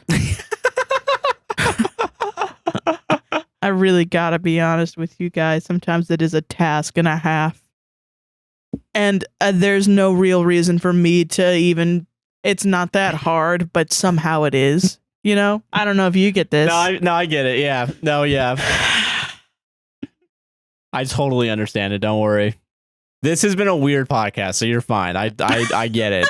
This has been a very weird podcast. It's one of those ones where I can't wait to get to the fucking Reddit stories. Hell yeah. Because you've that's joined 60% of the audience. You finally succumbed. I'm really sorry for the people that have listened so far. Don't worry. The next 3 weeks, we're going to just cave in and we're not going to do anything at the beginning anymore. That'll be its own separate podcast now. I think we'll actually have some fun. I think it'll be once fine. we're done with Starkit. This one's just not fun. I'm sorry. I don't know. If this was a live show, if you had to pay money, I'd refund you. I'd refund it, yeah. Like that one Harmontown episode. All your money's in a big pile at the door. Take whatever you think you lost. And or it was just like, this one's so bad, I'm just going to refund everyone. Yeah. Oh, man. Okay, I love you, Jasper. I always have, said Blue Star, and she died. Blue Star, no, said Gleam Star. She was sad, and the hurt from her was going to be so hard. But looking at Blue Star's body filled her with hope. So she pushed, and the kids came out. That's the end. And then the author has a note that says, "You flames should stop being so mean. Don't you know how sad I am right now? I'm going through a really tough time, and if I wasn't a Christian, I would be so mad at you right now." This is... How fucking more? Yeah, how much? Like 3 more weeks, right? I don't know. Let me see. Like less than a month. It has to be less than a month, right? No, 2 weeks. That's it. It's epic. Oh my god, epic. Epic fucking win, dude. Almost there. We're almost there. We're almost at the finish line. I might take a little break from the fan fiction. Not gonna lie. For yes. 1 week. Guys, don't you dare comment about this and not the fucking writer's strike where you're like, no, I need the fan fiction read out loud by a woman. Yeah. I need it. Ooh, lady reader. I need it real bad. It'll be 1 week off. I'll talk about something else. Yeah, we'll figure something out. Yeah, we'll come back to this. Yeah, we'll find some other fan fiction. Ads. I thought this whole show was filled with ads. Buy Pizza Hut. Welcome to the ad break. Welcome. Are you enjoying this podcast so far? I'm sure. Yeah. Well, theoretically, let's say you are. If you are, you should like, comment, subscribe if you're not watching on YouTube, and rate us 5 stars on Apple and Spotify if you're listening on those podcasting platforms. Yeah. If you want to help support the podcast financially, so this never happens again, you can go over to patreon.com/APWSTR, get exclusive content. It's only $1, get access to the Discord. And if like 10% of the people listening to this did $1, we'd be like, fine, you know, we'd be good. We'd be Gucci, you know? Yeah. If you want to support the podcast one time only without getting exclusive content, but you want us to say something during the segment of the podcast, Indeed. you can go over to buymecoffee.com/APWSTR as well. Yeah. And then you can say whatever you want as long as it's not horrible. And also, if you don't want us to say anything, you can just say, don't read this, but we appreciate what you guys do. Someone said that this week, so I just want to thank you for the person that gave us those coffees, though. We appreciate it. Thank you so much. We appreciate you. All right. I believe we have 2 people that do want to say stuff. Yeah. So, Mothera bought 5 coffees. Thank you. Thank you. I was watching this week's pod and got to the part about Sarah not wanting to go to Thanksgiving, and man, oh man, I can relate. Yeah, dude. I dread going to Thanksgiving so much, and same as you, I would just suck it up and go because they would use the "you live so close, why don't you want to come" guilt trip, and also because that's what you're quote supposed to do. Yeah. In 2020, I used COVID as an excuse to not go because I wanted to stay home and make my own Thanksgiving dinner for myself and my partner. It was delicious, by the way, and my mom threw a fit. Damn. She called me saying, "I'm not trying to guilt you into anything." She was. And I'm not going to be quiet about my feelings anymore. She never has been. And then proceeded to try and guilt me into coming when I already told her them no. To put it lightly, I kind of went off on her, lol. I did apologize, which felt kind of gross as I was saying things I've been feeling, but whatever. Now my partner and I are moving to the other side of the country, and I'm so relieved. Yeah. Lol.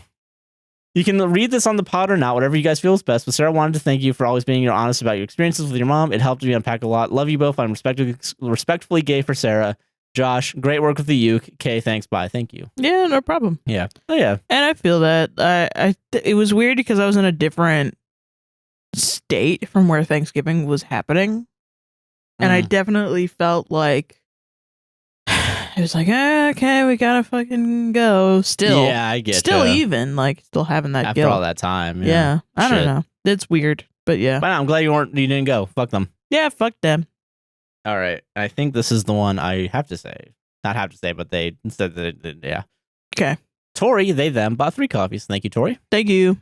I found y'all through one of the TikTok slime content forums, and I've been loving the pod ever since. It's getting me through the ordeal that is being a semi-functioning 20-year-old, so thank you for that. Blue heart emoji. Yeah, no problem. Oh, and we wanted to talk about this, too. We copyright claimed one of those. It didn't even go through, but the fucking person took it down. Yeah, took it down, and also a bunch of their TikToks got muted. Yeah. Not even taken down, which is funny.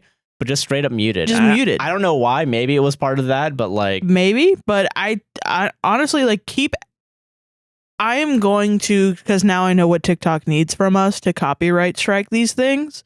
And it's grown to a point where like people are adding us in the comments and then their comments are getting deleted and that pisses me off. So keep doing that. Keep doing it. And I will go and I will copyright claim those things. Yeah, a lot of the fucking ones that they keep stealing are like listener stories and I'm getting sick of it. And they're like young listener stories too. Like when we used to do people under 18. Yeah, which and that was we a shouldn't mistake. have ever Yeah. done.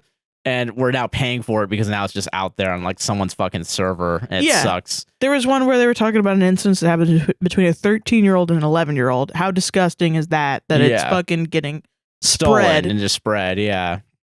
Christ. So yeah, no, I've definitely we're gonna start taking them down when we see them. Yeah. And also like the comments on them are just so fucking shitty. Yeah, because it's not our audience, it's a bunch of new people. And I'm taking them down. Yeah, We've gotten to that point. So yeah, please keep tagging us if you see them. But if you know any content creators that are like pissed off that their content is getting stolen, tell them to fucking copyright claim it because it will work. Claim it. Yeah, it'll at least work. It'll get them scared enough at least to maybe stop. Yeah, because I think after we signed in that strike, they started going to a different podcast. Yeah, they went to a comfort level. Yeah. Yeah. So we'll at least we'll sow the seed, you know. Yeah, I wanted to be if you really want to get these guys like out, like that's something that the content creators need to do.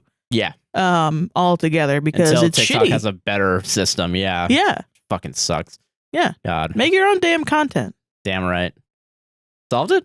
I think so. I think we solved it. I think we fucking solved it. Hell yeah. Anyway, I think that's everything. Yeah. Yeah, there's no other thing I'd want to tell you guys to do right now. I mean, I don't know. I'm craving like bread and cheese and sauce. Maybe some like pepperoni. Pineapple? No. How fucking dare you say that? Get the fuck out of here. Get the fuck out of here. Dude, grown ass men. Okay, this is just a personal story now. Yeah. One time I was fucking I was a musician in my past life. Yeah. And fucking all the people in our class, and we were a very close class, like in college. We all knew each other. And they were seniors and they were going to be graduating. And they were doing their senior recitals, so we all went to the senior recital, and then we all went to go eat afterwards. We went to go get pizza, and I got my pineapple pizza, and I sit down, and this fucking old man who was an accompanist for everybody, who was like the sweetest guy normally, sat down and immediately went back to his like broy days, and was like, shit. "Oh yeah, fucking pineapple on pizza, that's fucking terrible." And I'm like, I just sat down. Can you chill? I'm like, bro, you're 40. You're 40 years old. This is all you have to say? This is all you have to fucking say? Yeah, I feel that. Yeah. God, what such small, fragile minds. And then he revealed that every time he had to get up and do a recital, he had to take a shot beforehand to get up there. Yeah, me too. Ate pizza that had too. pineapple on it. Yeah. How fucking dare you? But how dare I? Yeah. You know why? Because it wasn't from Pizza Hut. Yeah. All right, back to the show. Yeah. Jesus. Ah! Same. Yeah. And welcome to the Reddit segment. Welcome. So we got 5 stories each today. Yeah. Gonna read some Reddit today. Actually, I'm not gonna do this one because we started out with the dogs one last time. That's true. I want to do yeah. another dog. Yeah, we've reached our dog quota for starters. You know what I mean? Yeah. Yeah. So you pick. Surprise me, baby. Baby, you surprise me when you read these Reddit stories. You know what I'm saying? What you doing later, babe? Babe, would you fucking order in Pizza Hut later? God damn it. All right. Okay. Jesus, man, they really picked the worst episode. I think any episode would be. I don't know why they did this. I don't know why they did this, but thank you. Thank you. Order Pizza Hut. Order Pizza Hut. Am I the asshole for calling my boyfriend's degree useless? Let's see. Let's find. Benefit of the doubt. Benefit of the doubt. I'm not gonna judge. Me, 29, and my boyfriend, 27, were at a party a few nights ago. We met up with my friends. My boyfriend and I have been in a relationship for a year and celebrated our anniversary 3 weeks ago. While at the party, one of my friends asked my boyfriend about school and work, etc. My boyfriend has a degree in African languages and works at a nonprofit. He sounds cool as shit. That is cool, yeah. And you're gonna call this degree useless? He works at a fucking nonprofit. He's probably doing some good shit. You're already an asshole. Also, like, I already kind of feel that like tinge of like racism. Yes. Where yeah. it's like, I also want to say that. Yeah. You went for African languages. Yeah, like what, bruh? If you got it in English, would it also be a useless degree? If it was some sort of Western language, would it also be as useless? Oh, I got it in Italian. I got it in Italian studies. I mean, and you know, some people maybe, but there's an extra. It's an extra little thing. Yeah, there's a little bit like remember when people were like, oh, basket weaving? Yeah, exactly. No. There's a little twinge of racism there, yeah. While at the party, one of my friends asked my boyfriend about school and work, etc. My boyfriend has a degree in African languages and works at a nonprofit. I had quite a lot of drinks. Oh, so it's okay. Yeah, that's all good. I had quite a lot of drinks, so I called my boyfriend's degree useless because he doesn't make much money at his job. Wait, that's the reason? You're already, fuck you. You're an asshole if you only care about money. But Josh, it was in a funny way, of course. That's written in there, right? That is. Most of my friends laughed. Well, okay, then not the asshole, because you made someone laugh. And you're spreading joy. Yeah, you're spreading joy. Christ. Oh, fuck you. I'm such a fucking pickled raisin today. I'm so sour. This is such bullshit. I know TikTok is going to be like, why is she so mad?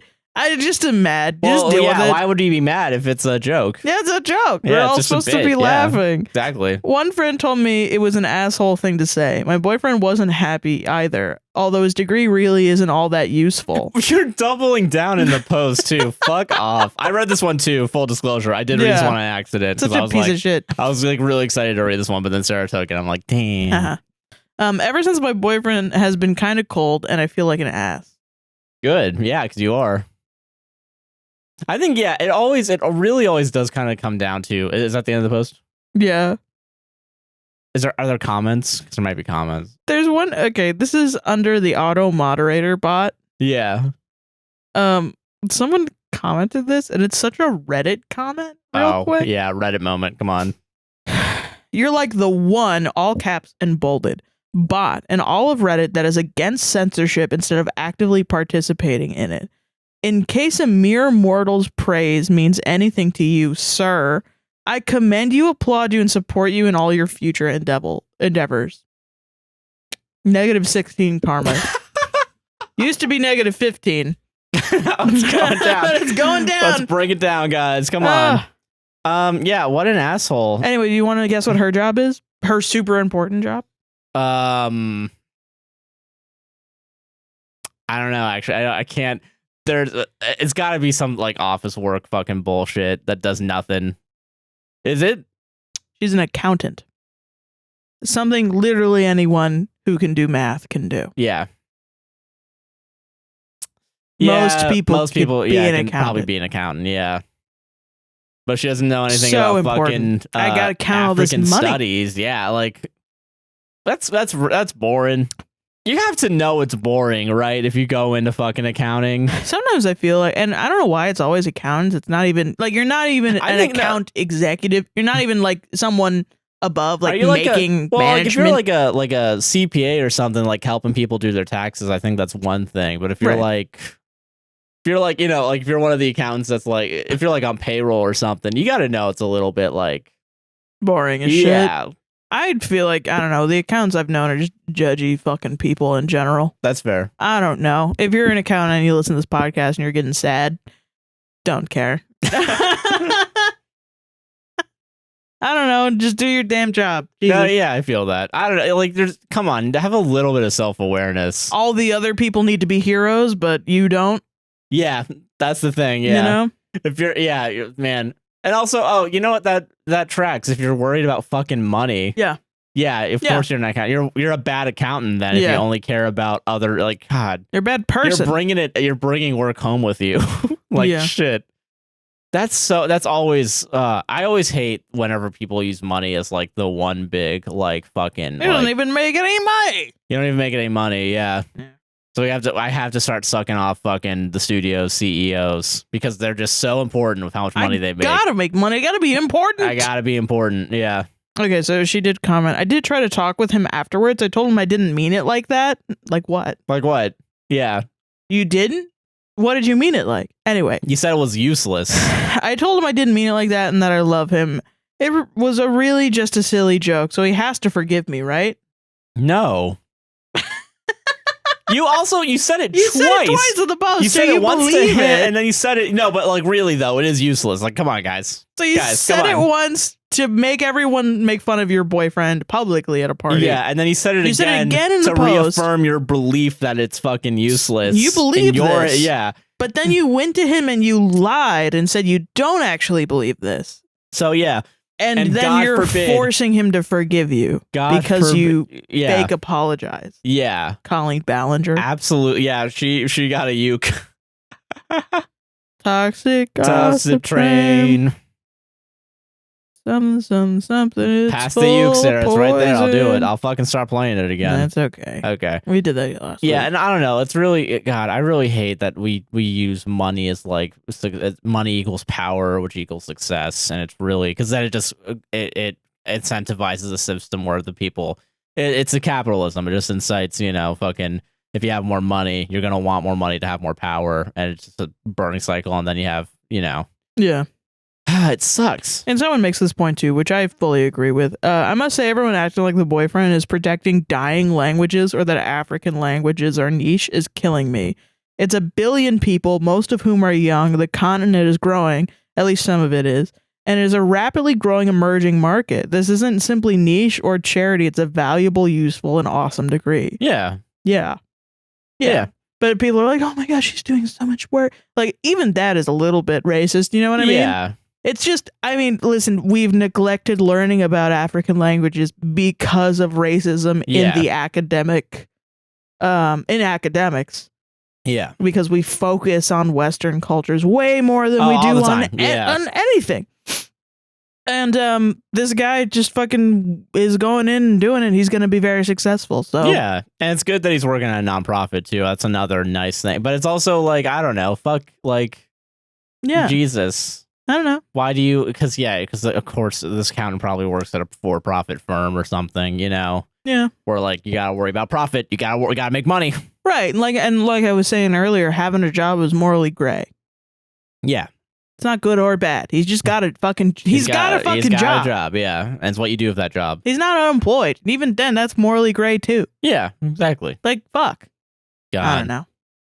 That's crazy, man. Yeah. People will straight up end their relationships just because you got a worthless degree and you're not making money and fucking sucks. God. Solved it? Solved it.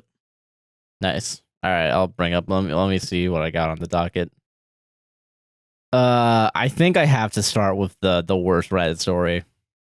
I gotta end the countdown timer that I started. Oh yeah, true. Oh yeah. Yeah. Let's go. Yeah. All right. So let me pull it up. I'm gonna look at my sent emails.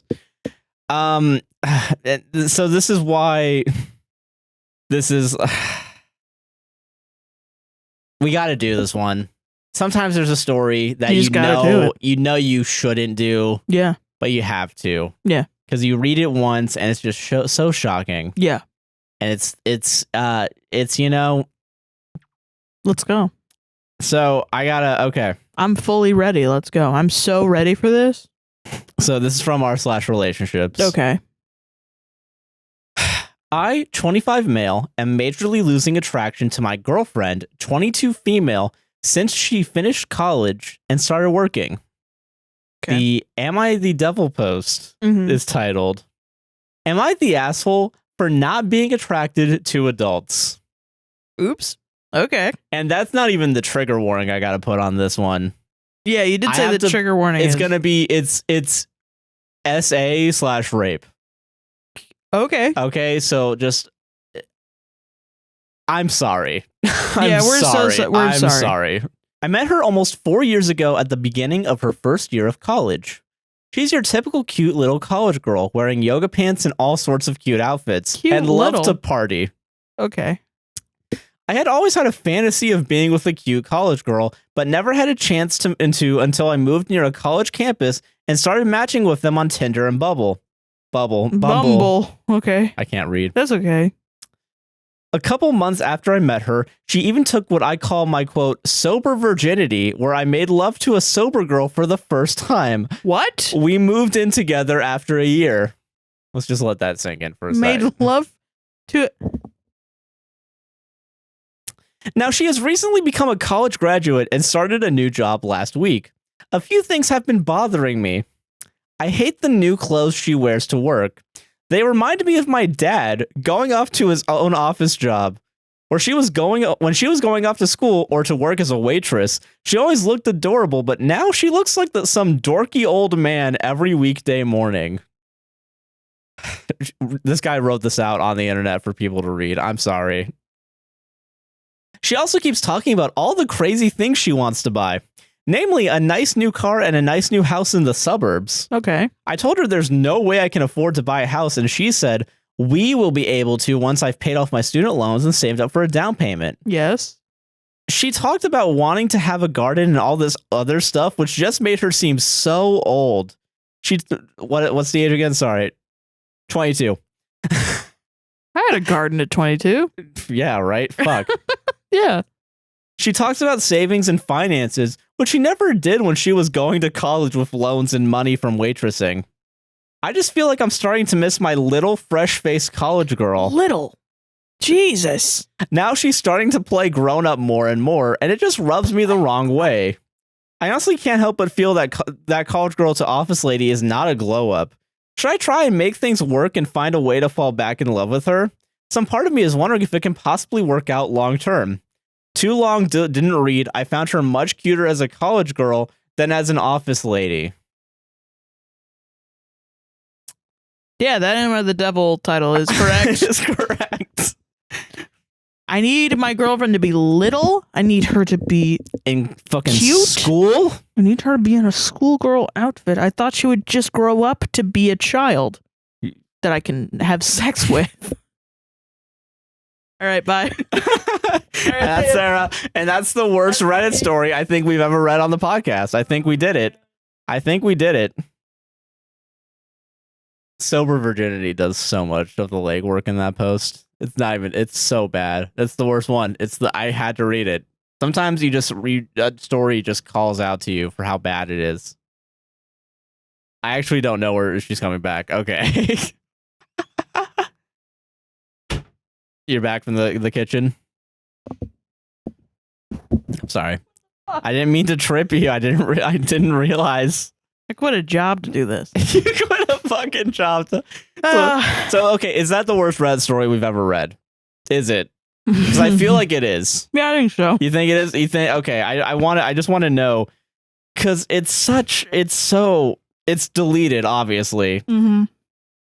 Because the guy was like, the cops are gonna knock on my door. Oh my god! Thank fucking god! I fucking looked at the original post. There's comments.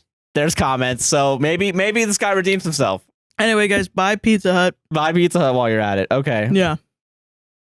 Okay. OP original comment, not from OP. I'm going to puke. I hope she realizes and runs away. OP. Could you please elaborate? What do you hope she realizes?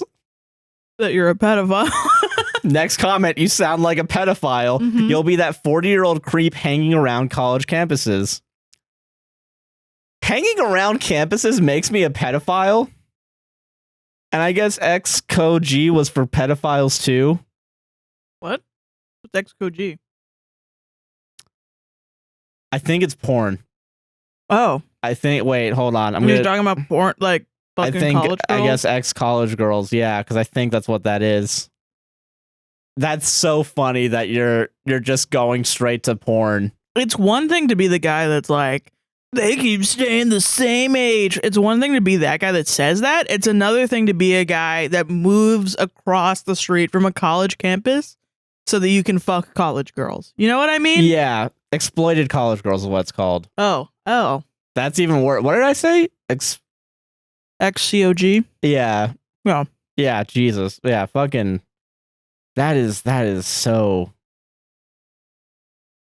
How, when you get a pedophile accusation, how is it a good idea to be like, guys, I'm not a pedophile. You gotta be fake. I watch barely 18, barely legal porn. Come on.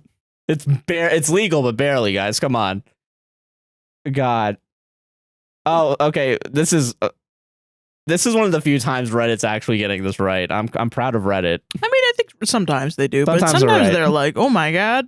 You just want to date a kid. If she has any brains, she will quickly realize she has outgrown you. Yeah. That's crazy. Having your girlfriend, your college age girlfriend outgrow you is crazy. Yeah. I need to hold on to read this next one. Okay. I'm sensing prejudice against blue collar workers. This guy's got to be a troll. This has to be a troll, What actually. the fuck? Thank fucking Christ. Yeah. God. That's there's no, I don't think there's any more comments after that. Wait. You're like Spidey sensing it because it's not fucking there. There's nothing else. Yeah, that's it. That's okay. What the fuck do you mean? What, like where? Like from know. where? I don't know. I have no goddamn he clue. just never explained himself. Oh, this guy fucking. I think it might be a troll because apparently he commented on the "Am I the Devil" post. Like someone said, like more. He apparently responded to this comment: "Elegant register, more like belongs on a register." And then he said, "Good one," crying, laughing emoji. I think it might be fake. Oh, all right, it might be fake, guys. Let's hope.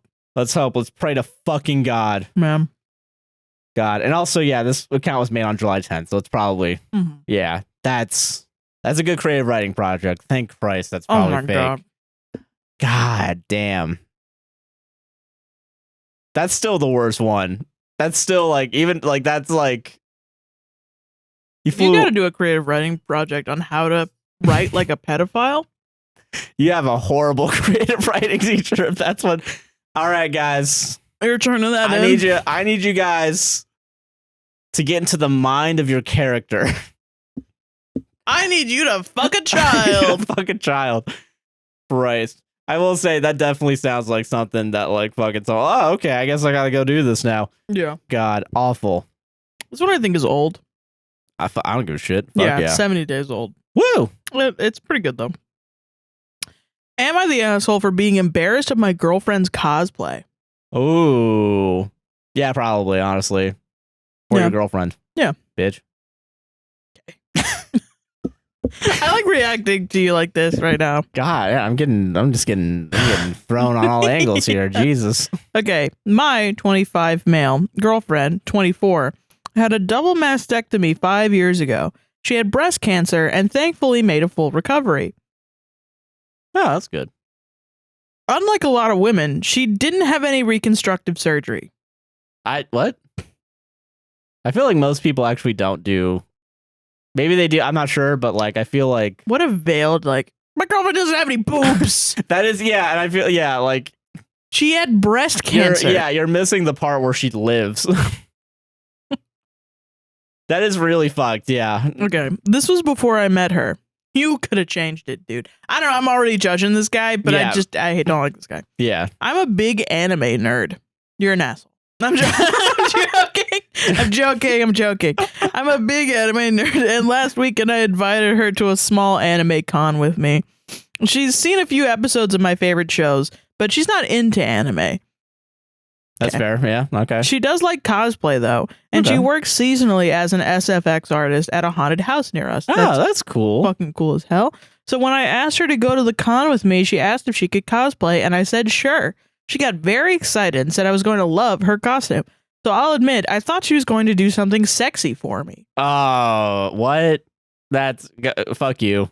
That's already a weird, like... assumption. Because you automatically assume because all the cosplayers on your fucking For You page are like just the OnlyFans models. You know what I mean? It's not like you're not actually into cosplay. You're just into women dressing scantily clad. Yeah, exactly. Yeah. Get into the weeds of cosplay, dude, where people are making like big Riley cosplays where they're the robot fucking. And nothing wrong with dressing sexy. No, nothing wrong with either. Like, keep doing it, please. But yeah, the For You page dressed in scantily clad is really revealing on your end, Josh. Well, not exactly. The day of the convention comes and she's dressed up at my house cosplaying Dobby from DABI. I don't know. Dabby? Dobby? Say it. I don't know this anime. I'm Dabby. I don't know. From My Hero Academia. Okay. Specifically a look he has later in the manga. It's a long white coat over white pants, no shirt. Her entire chest was exposed, and she'd obviously spent hours applying burn makeup. Ah, fuck yeah. She has short hair that she dyes constantly. This time she bleached it white and dyed a few red streaks. Ah. I wasn't expecting her to show up without a shirt. Her burn scar makeup only covered half of her chest, so you could clearly see her mastectomy scar. It wasn't a very attractive costume, especially since she'd gone all out with the scars and made them look raised and kind of realistic. Yeah, fuck you. I guess Jesus. We went to the con. While a lot of people came up to take photos with her, I noticed several others looking at her chest. That evening, she said I'd been quiet all day, and I honestly told her I was a little embarrassed that she was flaunting her mastectomy scar like that. She got mad and said she was making the best of her situation and said I was being insensitive, and she's been distant ever since. I'm starting to feel guilty. Am I the asshole? Starting.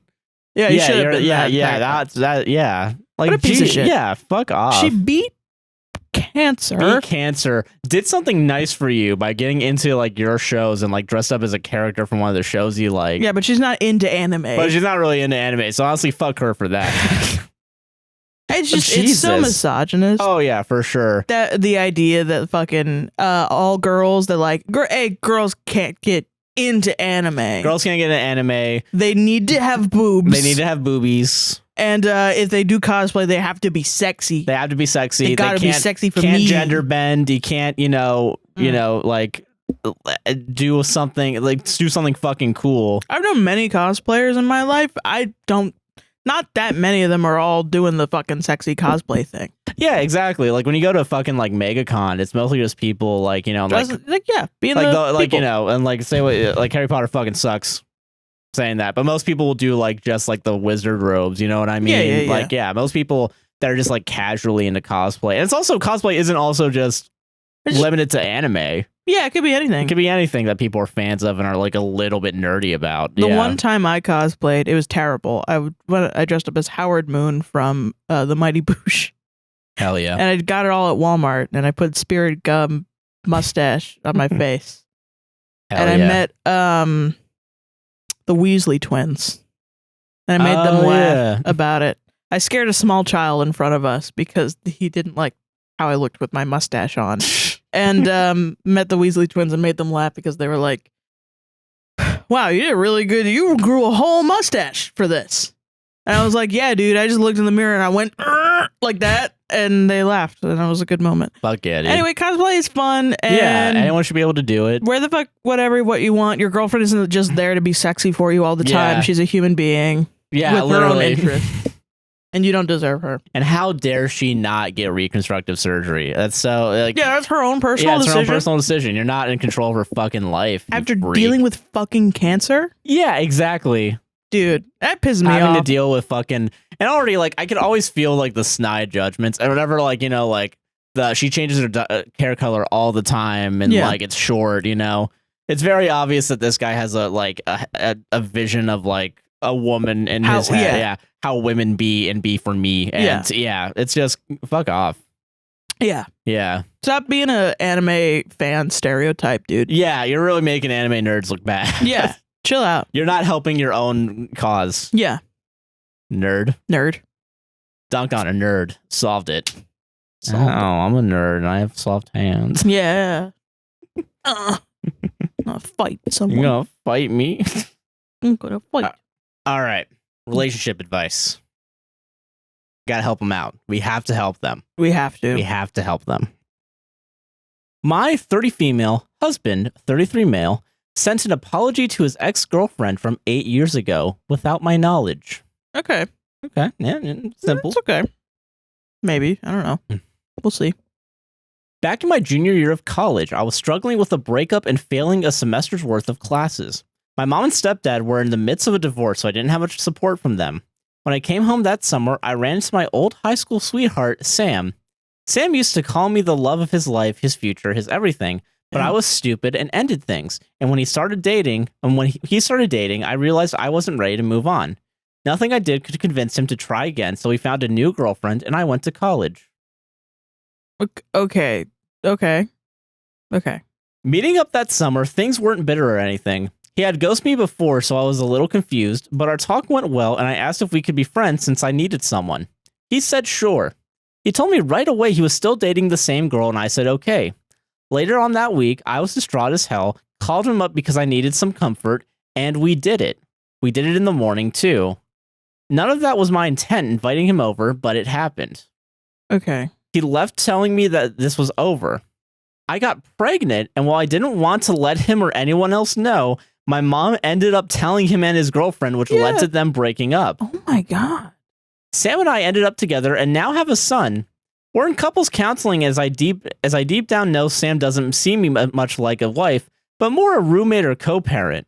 I do love him, and I know he likely won't ever leave because of our son and guilt. I did, however, see on his phone he messaged his old ex-girlfriend. I've occasionally looked her up, but she doesn't have a lot of social media. In the message, he wrote a long, and I mean long, message apologizing for all he had done, what a selfish boyfriend he was. He has carried the weight of his choice every day, and he was so happy to see how much she has done since their breakup. Her brother had committed suicide around the time we cheated. I was frustrated at this message and confronted, asking where was my long apology for how much he's put me through by not being a respectful partner. Sam told me he was guilty for what we did to her, not anything our dumb choices did or him or me. He thinks I'm being overdramatic getting upset. How can I get him to understand this is wrong? Why is it wrong? Why would it be wrong? Holy shit. Man makes mistake.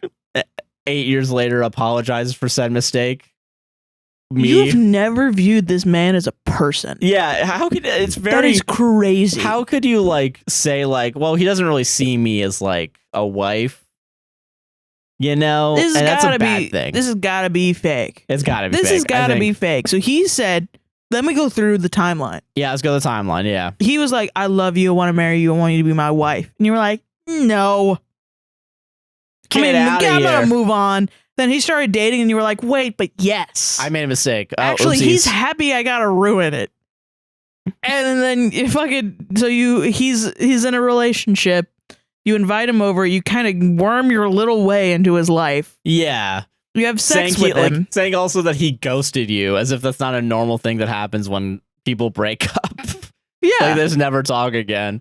Yeah, he's not entitled. He's not entitled to respond to every fucking message after you're not dating ghosting. anymore. It's not ghosting. He's not talking to you. Yeah, you're not dating. Yeah, so that is actually so true. I missed that. Yeah. And then he comes over. You have sex with him. You never say, "Let's not have sex." You're in a relationship.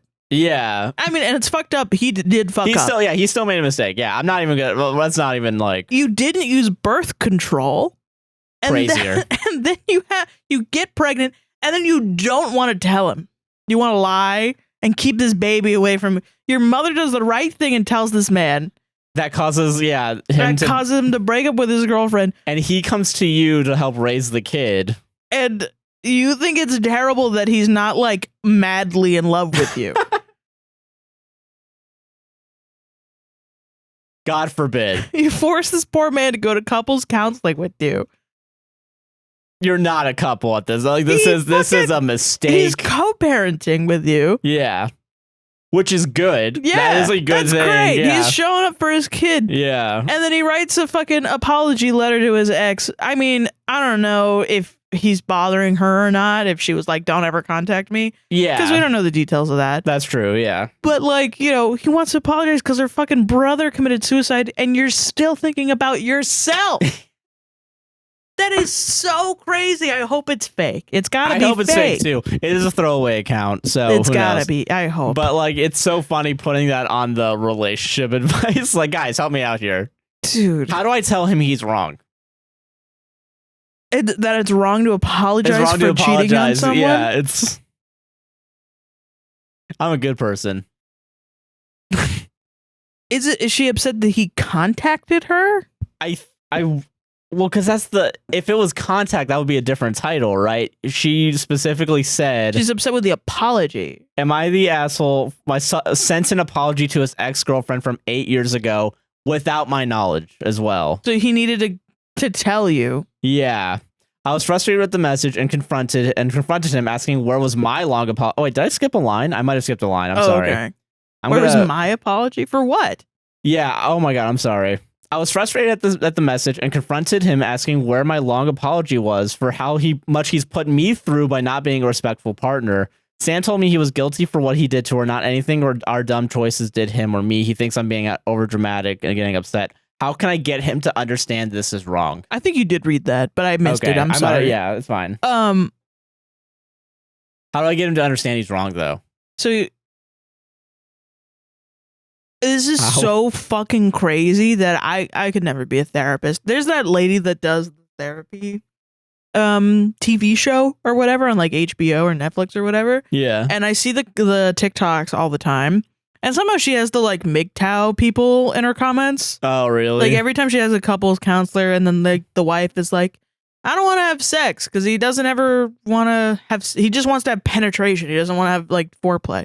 And then like all the comments are like, fuck this bitch wife. And then the lady is like, okay, guys, calm down. Calm down. It's really funny.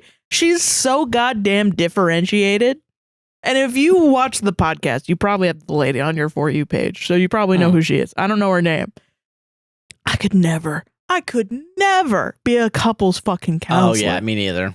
Someone comes in like this and they tell me this story, I'm going to look them in the eyes and I'm going to be like, you're fucking crazy. You're so crazy, dude. Yeah, I think that goes against... It's insane how crazy you are. You're a bad person. Like, I'm going to do all the shit that's wrong in therapy. Like, you are a bad person for doing this. Yeah. To this man. He's bad, too. You both share some blame. You both share blame. You both are bad. But holy shit. If this was a competition, you're slightly ahead. You're the worst person I've met all day. Like, I would totally say that to someone. To their oh my God. Awful. Whatever fucking company I worked for, I'd be like, why do you get into a fist fight every day? Hey, we keep getting calls about we need to start paying medical bills as well on top of the therapy bills. As well as professional malpractice insurance. We got Dan Newland on the line. Not Newland. Not Dan. Yeah. Not Dan. But yeah, like I totally what a crazy person if it's real. I hope it's fake. A lot of these, like all these are fake. Every story we read tonight's fake, everybody. You're a crazy person if you wrote that. Yeah, like that's it. For your creative writing project. Yeah. How do I write the worst story? How do I write the worst relationship on the internet for Sarah and Josh to read? Okay. I really do like that. I'm 2 for 2 on like stories fighting it out for like the worst stories. Like, I don't know, are they? I guess so. Maybe the first one, I think. This one's like whatever. I feel like when we did listener stories, people would send in listener stories that was like, am I the asshole for cutting off my mom? And it would be like, my mom physically abuses me every day. Yeah, that's true. She doesn't let me eat and kicks me out of the house every Tuesday and Thursday. And she's been stealing money and sending it to Ed Sheeran. And I'm like, that's true. That we'll never really beat that one. You know what I mean? Like, that's true. You know, God, but yeah, I will say that was the most skeezy one, the first one. Yeah, that you did. That might be for sure. God, this one's pretty simple. Okay. Am I the asshole for wanting to see a dog? No. Just from that sentence? From that sentence, we all want to see a dog. Who doesn't love a cute doggo? Who doesn't love looking at a cute doggo? A cute little pupper doggerino, yeah. Epic win, Kevin Bacon. Yeah. Can't wait for that to get Redditor stolen and moment. everyone to call us like a slur. Awesome. Thinking we're being earnest. Yeah, we're totally being honest right now. Yeah. Yeah. I'm 32 male and my girlfriend, Grace, 30 female, Big story. has a best friend named Sierra, 30 female. I'm sorry. Can you say that again? I'm sorry. I heard the term Grace and I'm like, that's not a real fucking name. We've completely come back on YouTube. It's going to be like fake and gay. Fake and gay. Fake and gay. Like, holy shit. I'm sorry. Okay, from the top. Remember when people used to comment that without even watching Fake the and video? gay. Yeah, I remember that. So yeah. funny. Christ. Okay. All right. From the top. I'm 32 male and my girlfriend, Grace, 30 female, has a best friend named Sierra, 30 female. About 2 weeks ago, Sierra adopted a dachshund named Pizza from the shelter. Awesome. By Pizza Hut. That's good now. That's not saying it. God damn it. That's why I chose this one. The dog's name is Pizza. Yeah. Sierra adopted a That's called dachshund. synergy. Frictionless content. Frictionless content. Sierra adopted a dachshund named Pizza from the shelter. Pizza was abused in his first home, and Sierra described him to Grace as reactive and terrified of men. These are all in quotes. Okay, so Reactive and terrified of men. I don't believe this. So yeah, I'm gonna invalidate this wiener dog's trauma. Yeah. Sierra and her brother are working together to slowly expose him to being around men. And she has said that she doesn't expect Pizza to ever feel fully comfortable around them, but she hopes for him to eventually be able to stay in the same room as one without showing aggression. This is where we take a turn. Okay. Personally, I don't think they're doing this fast enough, and I think they're enabling the dog's irrational fear. The dog? What? Irrational. This dog is irrational to Why be are you therapizing afraid. a fucking dog? It's a dog. It's a goddamn it's a dog. Small dog, scared of big man. Yeah, exactly. That's it. Come on. This is not that difficult. Don't fucking do this. Pizza is bullying a fucking dog because you just want to see it. You're just validating Pizza's and every Feelings, woman's fear of man. Yeah. Men suck. Is this how you treat dogs? How the fuck do you treat like your girlfriend? Yeah, women. exactly. Yeah. Last night I dropped Grace off at Sierra's house for dinner, as I do every month. I asked if I could go inside and see Pizza. Grace made a strange face and said that I never asked to go into Sierra's house and that she didn't think it was a good idea because it might freak Pizza out. I told her that Sierra needs to stop coddling him. What? And letting him rule her house. It's a dog. He's What? a fucking dog, dude. Grace said to just let Sierra handle it because she knows what she's doing. I normally just text Grace when I've arrived to pick her up. No. But this time I went to Sierra's front door. I could see Grace and Sierra sitting on the couch, finishing their wine and watching TV with Pizza sleeping in between them. God, I hope this guy gets bit by a dog. I'm sorry. I don't want to say that, but I feel it in me. Yeah. I knocked loudly on the door, and when Pizza woke up and saw me, he started freaking out. He was barking, howling, hissing, growling, making noises I've never heard a dog make before. Grace and Sierra looked horrified, not at the dog, but at me. Grace came storming outside. Sierra didn't even bother to come to the door. Good. Grace was so mad at me and berated me for doing that just to make a point. I told her I didn't know what she was talking about and that I'd done nothing wrong. You're the worst type of person. Yeah, you so clearly this dog barked at you. Not only are you an asshole, you're fucking annoying. Yeah, I didn't do anything wrong. If anything, it was Sierra's fault for not training the dog appropriately. Why? But she's trying to. Sierra's trying to do that. She's not doing it fast enough, Josh. I want to see the fucking wiener dog. I deserve it by being her friend's boyfriend. Go to a dog park if you're so goddamn inclined. I have to see this one specific dog from my girlfriend's friend. They don't even live together. God, yeah. I don't think. I don't know. I don't know. That doesn't matter. No, to I don't me. think he ever says that. It's not like he is ever. It's not. Okay, whatever. Christ almighty. Yeah. Sarah texted me this morning to say that Pizza is now showing aggression to her brother again, despite making good progress in the last 2 weeks, and that it was all my fault for scaring him like that. Yes, it was all your fault. I don't think I did anything wrong. And 2 for 2, baby. And I think it's stupid that they're coddling the dog so much. I hope you should have gotten bit by the fucking dog. I'm sorry. I don't like, being like a violent person. I'm joking. I love that. But like, you need to get it through. And dogs, you need to get through to your fucking head. I feel like we do a lot of dog stories. We've done like 2 the past few days, Well, there was that one with the dog running over the dog. Oh yeah. Well, it's like, and I keep seeing this. Like, people are just dicks, man. Crazy. Well, so it was the dog running over the dog. It was the one about the person that was like, I hate this husky puppy that I got. Yeah, and then the dog-free one, and then this the dog-free one, yeah, it was about this insane Dennis Reynolds rant, and then fucking this one, and I'm just shocked. I'm like, guys, these are people. Their brains are small and smooth. Some people, I mean, think about how little some people care about, like, just people in general. Yeah, they're gonna care less about animals. Yeah, they're gonna care less about animals, which is actually so true. Which is the really tragic part, because they're more innocent. I think we've all agreed on that. Yeah, as they don't know as much. Yeah, like there's a fucking, and it's the type of guy that like drives a fucking F-150 or an SUV. Yeah, it's like Mark Rober, I think, did a video like with like a robot turtle, like in the middle of the road, and just left it there and seen what type of car would run it over the most. F-150? Yeah. Wow. Truck or SUV, way more likely to try and run over the turtle. Fucking crazy. Than like a sedan, yeah.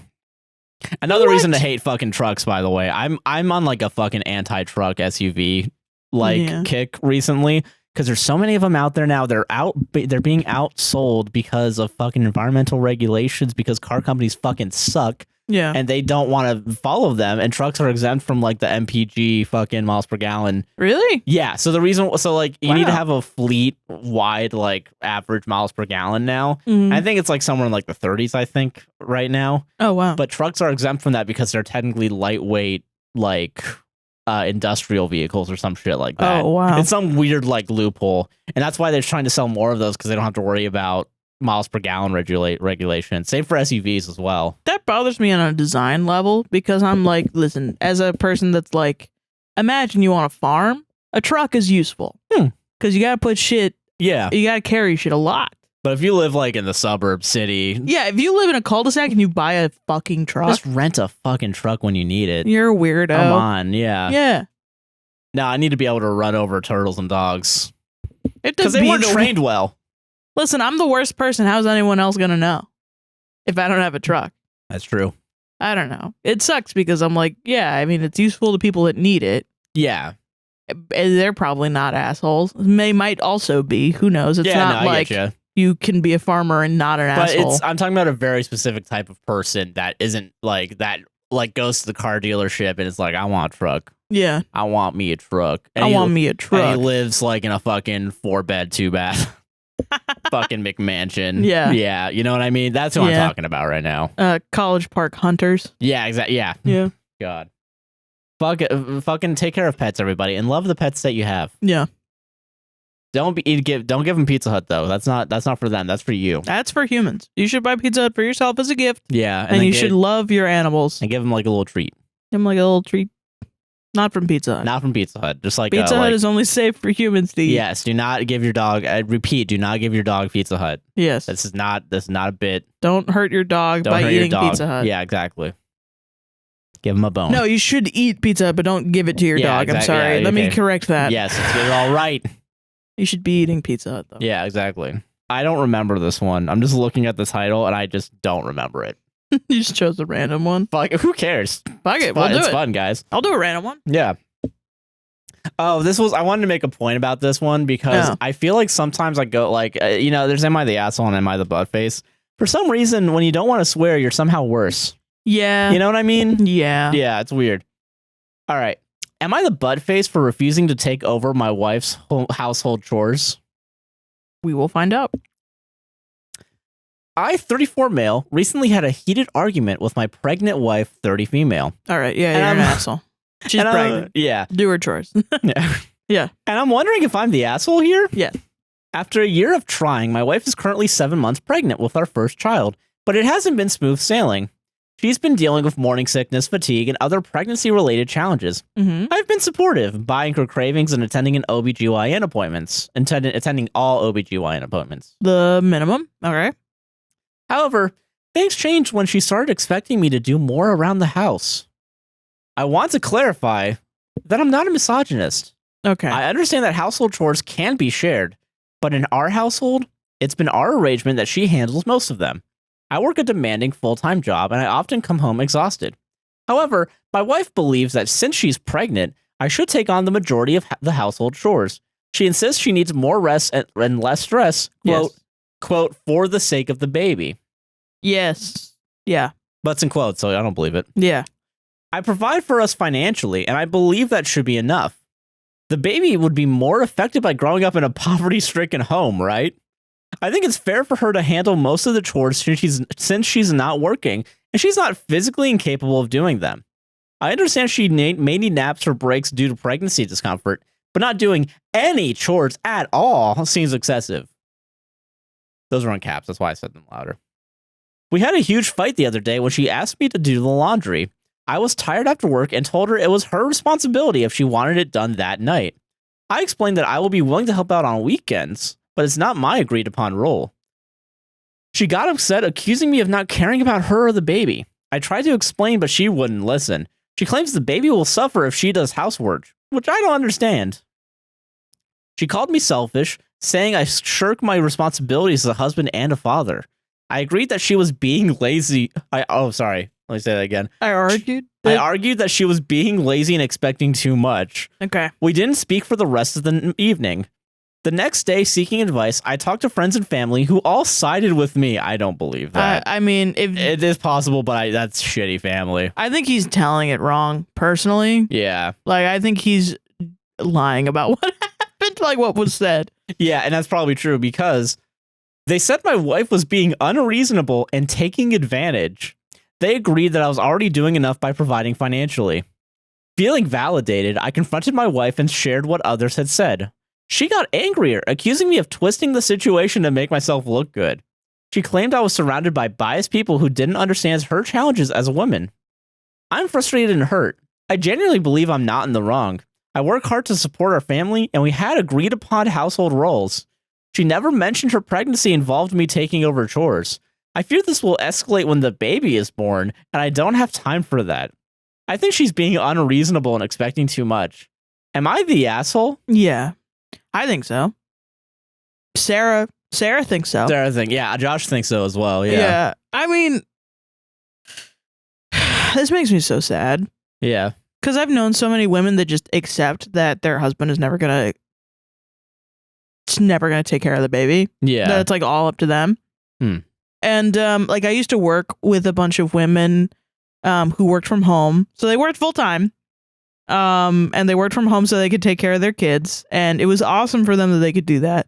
But then we would have these team meetings and there was nothing to go over because the meeting could have been a fucking email. Of course, yeah. But they would just like talk about their lives and like, you know, since they all had kids, they would talk about their kids. I was just kind of sitting there like, I got a cat.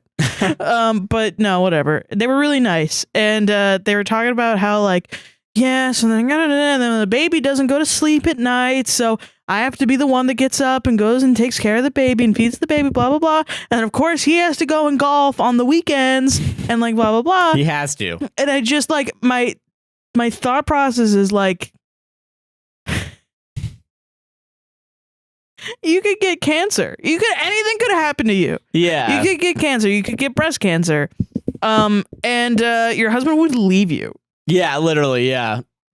That's what that is. You're in this marriage, and he's not taking care of the baby. He's doing his own thing because he thinks that that's what he gets to do. Yeah, I have fun, you do work. He's entitled to that. And then all the shit that he doesn't even see or know about, you have to do as a mother, is fucking crazy. It's awful, yeah. It's crazy. You might as well just be a single mom. Like, it would be easier because you wouldn't have to clean up after his shit too. Exactly. Because he probably doesn't do that either. Yeah. No, of course not. Yeah. So this guy, okay, whatever. If his wife is like, yeah, okay, do all the chores. And he's like, physically, I don't think I can do all the chores. There's I think a compromise both of that is reasonable. Yeah. Yeah. I think, yeah, for sure. I think if he went and said like, she said, hey, could you do the laundry? I'm so tired. My feet are swelling and this baby is literally taking... Did you know during a pregnancy, a baby rots your teeth. Yeah, I know that. I think you've told me about this before. Yeah, like the baby is like literally sucking like all your life force. Your hair gets worse. Yes. All the shit. Just for this fucking little baby, yeah. Just for a baby. A baby's literally, it's like a fucking parasite sucking shit out of you. Yeah. She's dealing with that. And she asks, honey, can you please do the laundry? I just can't do the laundry. And his response is, I didn't agree to this in the chores agreement. I need you to get a lawyer. If you look at paragraph 3, subsection number 5. I never agreed. That's not what I thought was going to happen. Fucking lawyer about this. My guy. And also, I highly doubt that she's like, do all the chores. Oh, no, I don't think... No way. And I'm sure he's saying that to everyone, and that's why they're all agreeing with him. Yeah. Because it sounds a little like too much. But even then, you instead would go to your friends instead of just being like, hey, maybe not all the chores, but what chores do you think you can do? Do those, and then I'll do the rest. Yeah. You know? Whereas, yeah, why is there no compromise here? Yeah. I could do them on the weekends, but it's going to be kind of messy sometimes. Are you okay with that? No? Then let's hire a maid. Yeah, exactly. Hire someone to come in and do that. If you're so fucking worried about like, you know, like money. Because it's hard. It's hard. Yeah, and like, I don't know, shit. If you're supposed to be the breadwinner, fucking prove it. Yeah, fucking Jesus, prove it, dude. That's the thing. Like, you have to blow this up. You have to make this a problem and stress out your pregnant wife. Yeah, and you that's fucking crazy person. Christ, man. People fucking will do anything to not do laundry. Same. I also don't want to do laundry. If I did a fucking 8-hour shift and I came home and someone was like, can you do laundry? And I was a child, my response would be like, no, I don't want to do it. I want to play video games and go to bed. That's it. Yeah. Yeah. But if I'm a grown ass man with a pregnant wife, the response is, I don't really want to do that right now. Can I do it? What it needs to be like what needs to be done. Yeah. It's like, no, I really need clothes for tomorrow. I'm like at the last of my clothes. Okay, I'll do that. Yeah. Gonna be like a short load or something. Yeah, okay, that's fine. Okay. Yeah, right, yeah. That's how you have communicate. Yeah. Yeah, it's that fucking simple. Nah. I'm gonna be talking about friends and tell them how much of a bitch you're being for not doing my laundry. I don't know. I'm going out to the bar. I'm going to tell my friends that you're a fucking bitch. Yeah. And then she's at home like, what did I do with my life? Yeah, like, fuck. Oh, my God. I married the wrong person. Fuck. Oh, no. God, it always is pregnancies that really, like... It really, It really separates the assholes from serviceable. And the fear of just, like, you marry a man and then he turns around and flips into this guy that is just like, all right, don't have to give a shit anymore. Or then you have a baby and he's like, you're going to do all that work, right? I'm going to go golf or go to the bar or whatever it is that I do. Yeah, right. Like, yeah. Well, who gives a shit? Yeah. God, I'm going on break. I'm going on break, right? You got this? Okay, see ya. See ya. Yeah. My break is from the hours of 3 to 3. 3 to 3? Yeah. 3 to 3. I work at the bank. You know, we got the 3-6-3 rule. Take in at 3%, loan at 6, be on the green by 3. You know what I'm saying? Bro, and it sounds fucking crazy, dude. Like, when I would talk to these ladies that were like, I love my husband so much, but yeah, he has golf on Sundays, and then I get my day off on the next day. But this week, he's like, oh, can we do this with my friends? I have a birthday and this, blah, blah, blah. So now I have to do both days. And I'm like, and they said it every week. And I was like, I don't know you good enough to tell you that this shit is crazy. This is not good, actually. Did you know you have rights?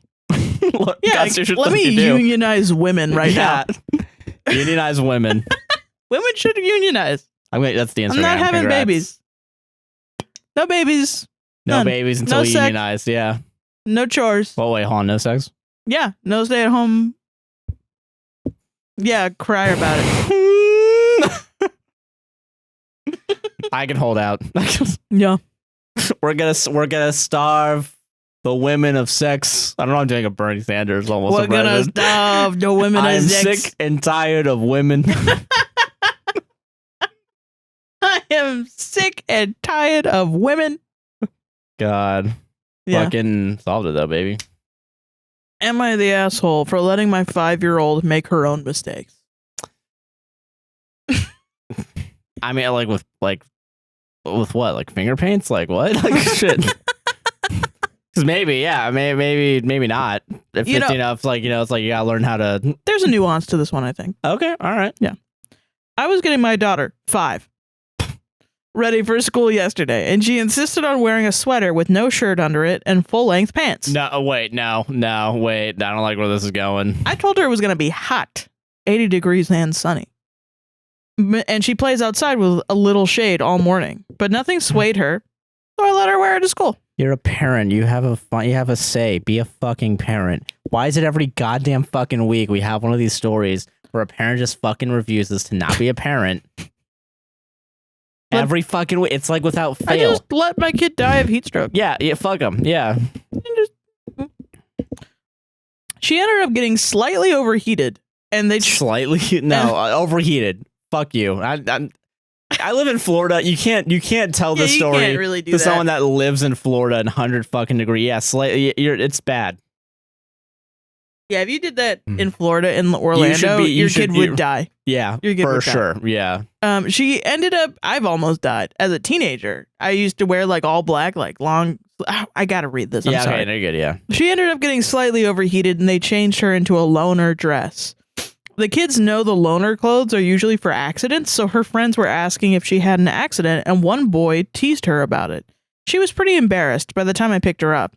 Sounds like she learned her lesson. My husband is mad that I let her wear the sweater because she could have gotten heat stroke and was teased due to the results of her outfit choices, but now she knows to dress appropriately for the weather. If I had made her change into a t-shirt and shorts, she would have tried the same thing today. He still thinks we should be teaching her, but I think she's old enough to be making some of her own mistakes. 5. The consequences of this were fairly minor, and she learned how to dress, but my husband still thinks I'm in the wrong. Am I the asshole? Yeah. Yeah. You could have taught her without having her learn from mistakes. Okay, I'm sorry. So people are saying like, okay, it is true probably that she would still be like, I want to wear the sweater like the next day. And you could have done this, but you could have packed a fucking bag. Yeah, that like. And gone to the teacher and been like, hey, listen, she just wanted to wear a fucking sweater today, but it's going to be really hot and she's going to want to change out of it. Here's like extra clothes. Yeah. But instead you're just like, see ya, bitch. Have fun when the kids tease you for having loner clothes. Yeah, get fucked. Like you did that. Instead, yeah, exactly. You didn't do any precautions. Yeah. And that's the thing too, where it's like, I don't know. Cause like also like, why don't you fucking, if your daughter is so fucking smart that like she'll At be 5. able to learn. Well, I mean, from she that probably mistake. would. She is. But if that's the case, you could also explain exactly why. You could at least attempt to explain that's going to be bad. Yeah. I don't know. I feel like if you're given enough trust at that point, like, I don't know. I think your daughter could be smart enough to at least understand the reasoning. Like, it's going to be very hot out and like. Yeah, that kid's going to grow. That kid's going to get fucked up as she grows up because she's got one parent on the side that's like, we have to protect her from everything. And then the other one that's just like, fucking let her die. I don't know. And there's no middle ground and there's no like, like. Yeah, she's going to go back and forth and she's going to grow up and be like, yeah, when I was a kid, like she's going to be like telling her friends, she's going to be 25. She's going to be like telling her friends, like, yeah, one time when I was a kid, I really wanted to wear this sweater, but it was 80 degrees outside. And then my mom just like let me do it. And then I almost got heat stroke. And then all of her friends are going to look at her horrified. And she's going to realize her mother never cared for her the way that her friends' mothers did for them. Yeah. Oh, and then she's going to lose tens of thousands of dollars in therapy. Yes. Yeah, exactly. Because you couldn't pack a fucking bag of clothes. Once. That's what we call the butterfly effect, baby. Every little decision. That's reality. Just reality, yeah. Like, fuck. You don't have to be fucking perfect as a parent, by the way. Like, you just have to not suck. I don't think all of it was wrong. I think it's the giving up part. Yeah, it's just the like, all right, fuck it. All right. God, absolute insanity. Every week there's a new parent. Every week. Fucking Christ, man. We solved it though. All right, let's see what I got. I hope I didn't lose my fucking story. What is this fucking? It's in the thing if you need it. Yeah, and I think there's one story, but that's for Patreon, so okay, I should be fine. Okay, this is a wild one. Okay. I don't even know. This might be the worst one. Oh my god, every single one. Every single one's worse than the other ones, but okay. But Maybe this I can is get another piece of pizza then. I'm gonna. This is some crazy shit. Buy Pizza Hut. All right, this is some crazy shit. This is some crazy fucking shit. Am I the asshole for making my boyfriend believe that he peed on himself and me? What? Girl, what? I, 24 male, have been living with my boyfriend, 25 male, for around a year now. Okay. For a couple of months now, once per 2 or 3 weeks, I'll throw water on my boyfriend's crotch/underwear while he sleeps to make it seem like he peed the bed, and also cuddle to him into wet place to make it seem like his pee also got to me. Whenever he would wake up, he'd be very apologetic and embarrassed that he peed the bed and my leg, and he'd wash the sheets and try to make it up to me. The reason I do it is because he's very cute when he's embarrassed and thinks he messed up, even though I always told him that it's not a big deal and I don't blame him for that. However, I think I might have gotten a bit out of hand recently because my boyfriend started thinking that he has bladder issues and he was planning to see a doctor for it. I didn't want him to see a doctor for something I knew wasn't a problem, and so I ended up admitting what I've been doing for the past couple of months. I thought my boyfriend would be relieved to hear that he doesn't actually have any bladder issues, but instead he got mad at me, saying that I'm disgusting for doing something like this, and he can't believe I've let him live like this for so long, even though it wasn't even that big of a deal. It's a big deal. He was going to go to a doctor. That's not a big deal. Yeah.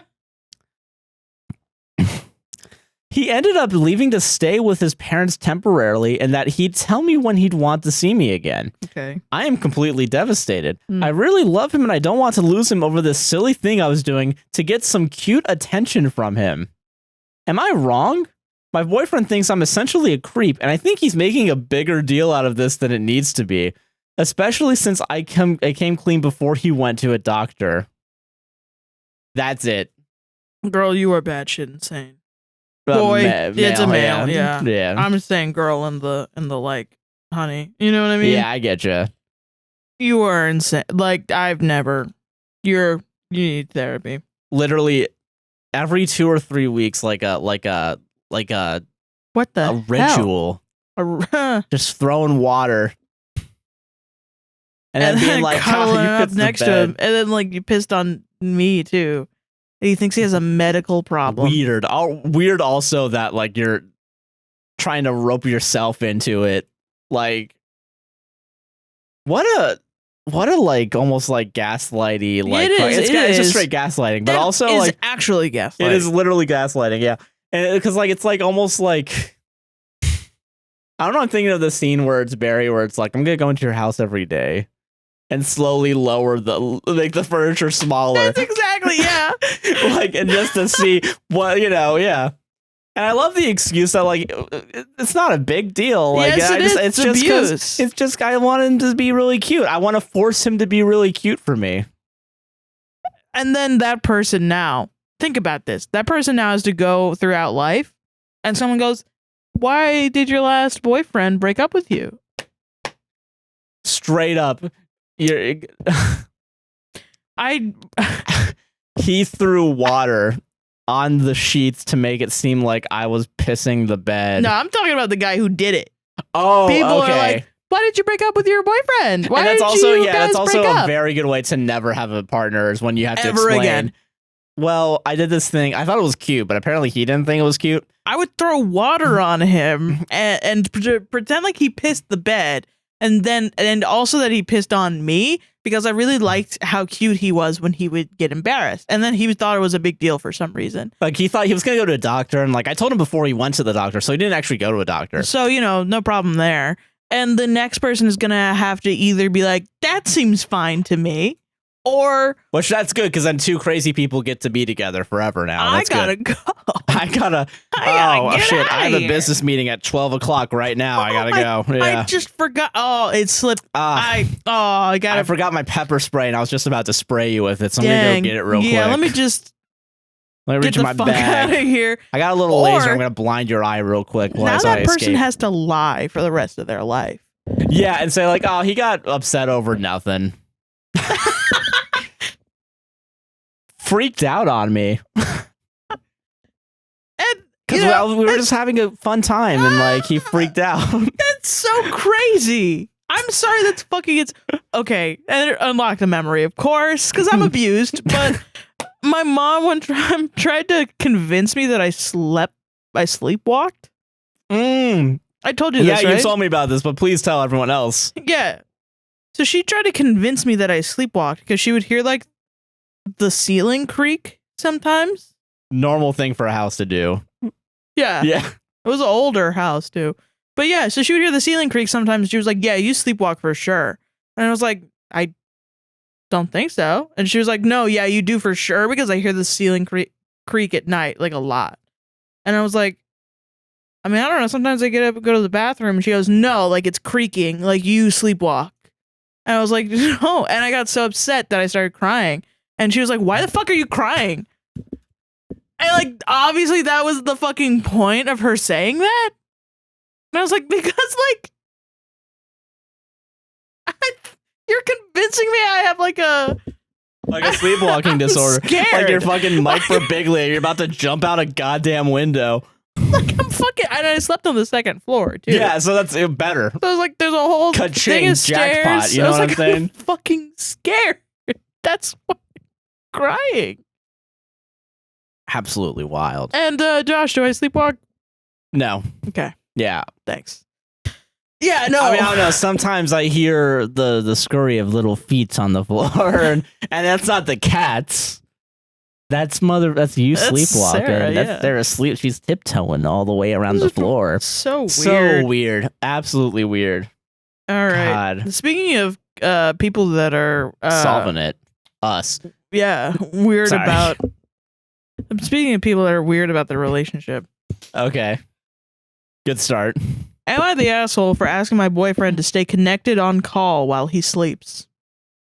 We'll see. I'm curious. I, 21 female, have been in a relationship with my boyfriend, 21 male, for almost 2 years now. And lately, I've asked my boyfriend to stay connected on a call while he sleeps. However, I'm starting to wonder if I'm being unreasonable, and I need some perspective. Whenever I bring up the idea, my boyfriend gives me a bunch of excuses. Like his ear hurts from using the earphone for a long time, or his phone battery drains quickly. When I reach out to him at night, it's because I want to feel loved and connected to my partner, especially since we don't live together. He insists that a few minutes of talking before bed is sufficient, but I yearn for more than just a brief conversation and want to stay connected all night. All night. So, like, theoretically, like, until he wakes up? Like, is that kind of what? Yeah. On a phone call all night. Weird. Okay. It's not the same as hearing him say goodnight through a text. I want to feel the warmth of his voice, his kisses, and hear him say I love you as I drift off to sleep. It's these small gestures that give me butterflies in my stomach and help me have a peaceful sleep. I want to emphasize that my boyfriend is generally a good partner and shows his love for me in many ways, including saying I love you every single night, but I don't think I'm asking for too much. Yeah, you kind of are, though. It feels like the bare minimum. Wait, To ask him to stay connected. Yeah, no, that's not, no, wait. What are you, like 16? Like, what the fuck? No, 21. This is like some high school shit. Yeah, it feels like the bare minimum to ask him to stay connected on a call while he sleeps, as it's something that brings me comfort and makes me feel loved. I just want to know he's there with me, even if it's in a virtual sense. However, I'm torn and uncertain if I might be in the wrong here, so I turn to you guys to help me gain some clarity. Am I the asshole for asking this from him? I genuinely want to understand if my request is unreasonable or if there's a better way to address my feelings. Yeah, that's unreasonable. That is unreasonable. The whole night? The whole night's kind of crazy. When he says that he has ear pain.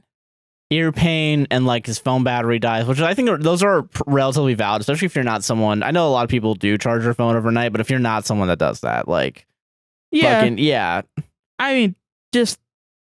I don't know, because like it's very like it.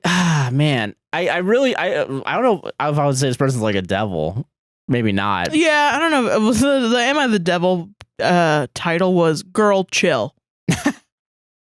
That's fair. I think it's a fair title. Yeah. But I think, like, I don't know. I feel like that is a very weird, like...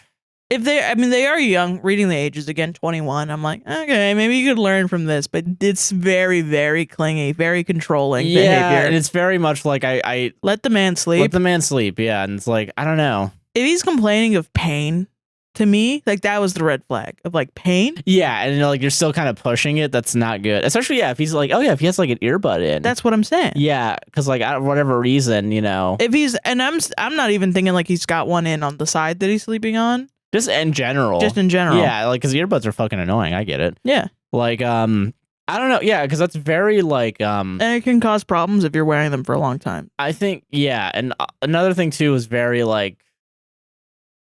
I don't know. It's like, why do you want to watch him go to sleep? Yeah, it's weird. Like, it's different if it's in person, right? It's different when it's like they're actually like if you're both sleeping in a bed together and you like happen to look at your partner sleeping, you're like, oh, cute. Yeah, it's not terrible. That's not bad at all, right? Yeah. But it's something about like you're on Zoom.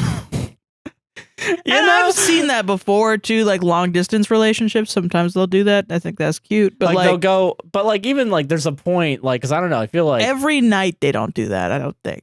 I don't know. Yeah, no, I think it's, you know, like I think it's another thing where you like try.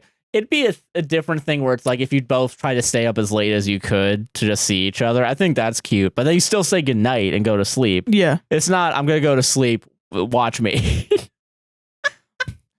Watch me sleep, you know? Like fucking, yeah. No, I mean, like, it's definitely not the bare minimum. No, it's not. The bare minimum is goodnight. Is goodnight. I love you, goodnight. I love you, goodnight, yeah. If you said I love you. Yeah, if you say I love you, yeah. Yeah, so not even I love you. Just goodnight, yeah. Just goodnight's the bottom of the barrel. Bare level. We're at tip of the iceberg, and you got to dive deeper. Like, I really think you're not going to find another motherfucker that's going to put up with this. Yeah, that's what I think. It's just unreasonable, yeah. It's very much like, I don't know. Why? Yeah, man. Why? I don't think so. We don't need to broadcast every aspect of our lives, guys. And I say as a content creator that broadcasts 3 hours every week at least. It's not everything. Not everything. There's a lot of stuff. You don't see me poop. You will never see me poop. I'm never gonna poop. But for $20, I'll poop in a can, and you can have it. You can keep it. Yeah. Hashtag poop water. Hashtag Sarah Heron's poop water. Hell yeah. Too long of a hashtag. Not long enough, in my opinion. Hashtag Sarah Heron's epic Kevin Bacon narwhal poop water for sale. Belle Delphine gone wild, gone sexual. 2 girls, 1 cup. 2 girls, 1 cup. 1 can of poop water. 1 can of poop water. It's fucking just, epic. It's just crazy, man.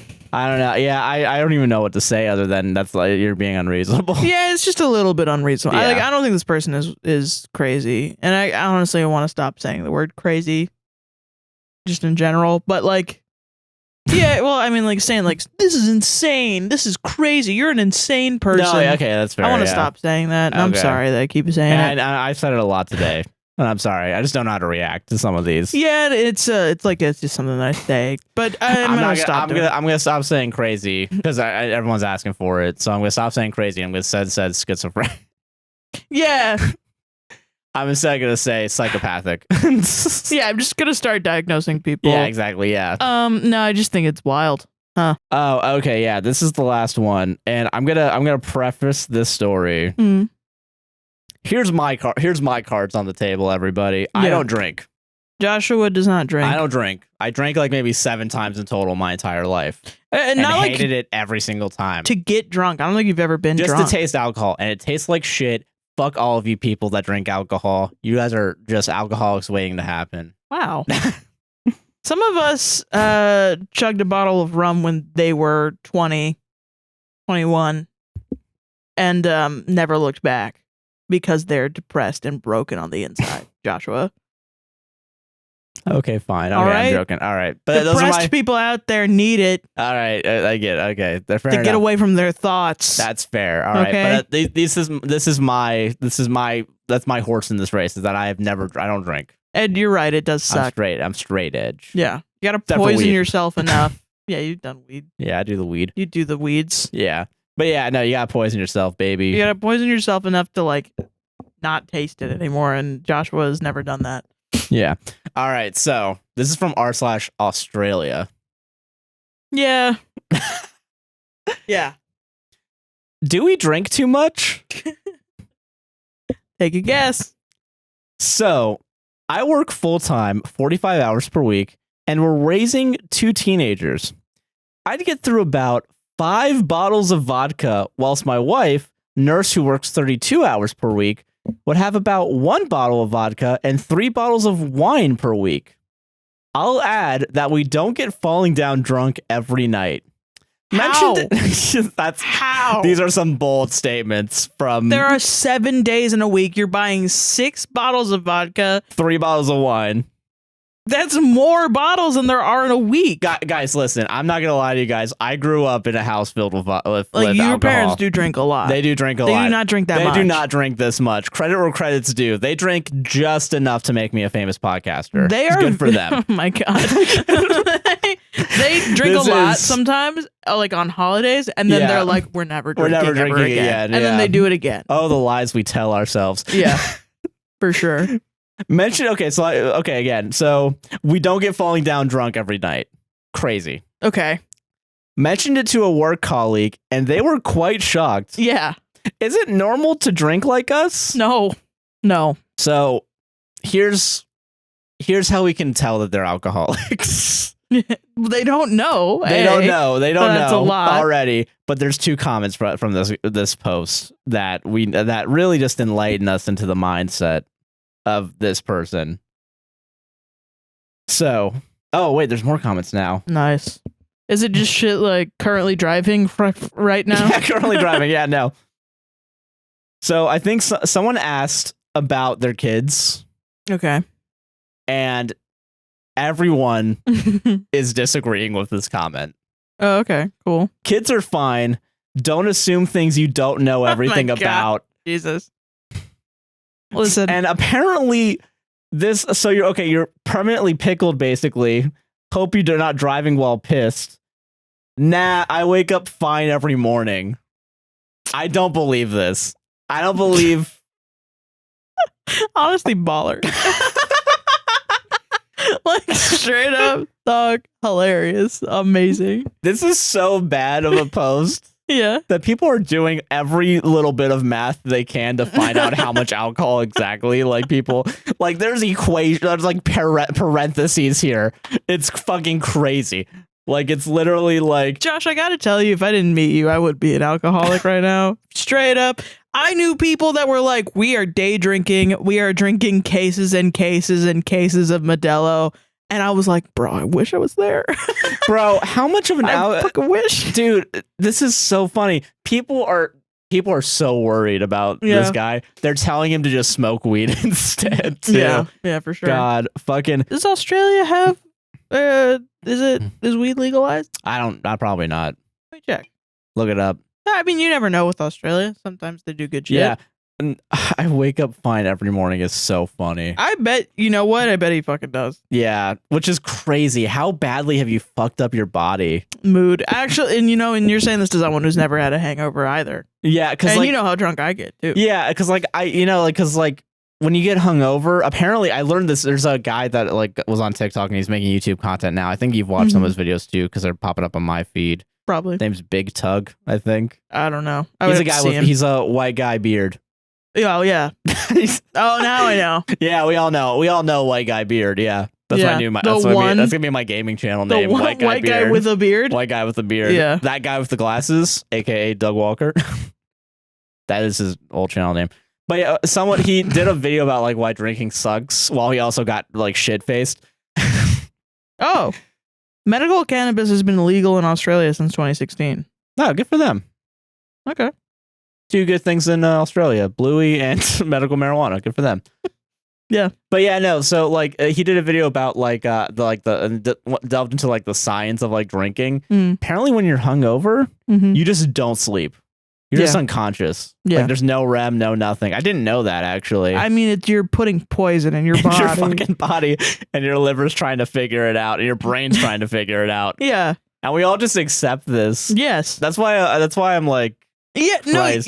the thing about it that is so annoying is that you're fucking right, dude. Like, and it sucks. Yeah, you should never put alcohol into your body. But what you don't know is that it's so fucking fun. It's so fucking fun to drink, dude. Yeah. But it's right. You're right. It shouldn't. Yeah. You shouldn't. But it's fun as shit, my guy. Yeah. Oh my god.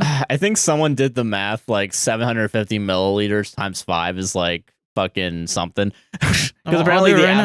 average vodka bottle is apparently only 750 milliliters. Yeah. So that this sounds guy's right. chugging like, what is that? Fucking 3,750 a week. a week. How many weeks are there? 54? 52 weeks in a 52 year. weeks? I don't know how much. I 52? don't know what the vodka alcohol is. Vodka's like 80% alcohol, right? 80? No, I mean, I don't know. It's It one. It's depends. 160 proof, right? It's 1 million. It's 1 million proof. I mean, I guess it depends on the vodka, but yeah, fucking Vodka.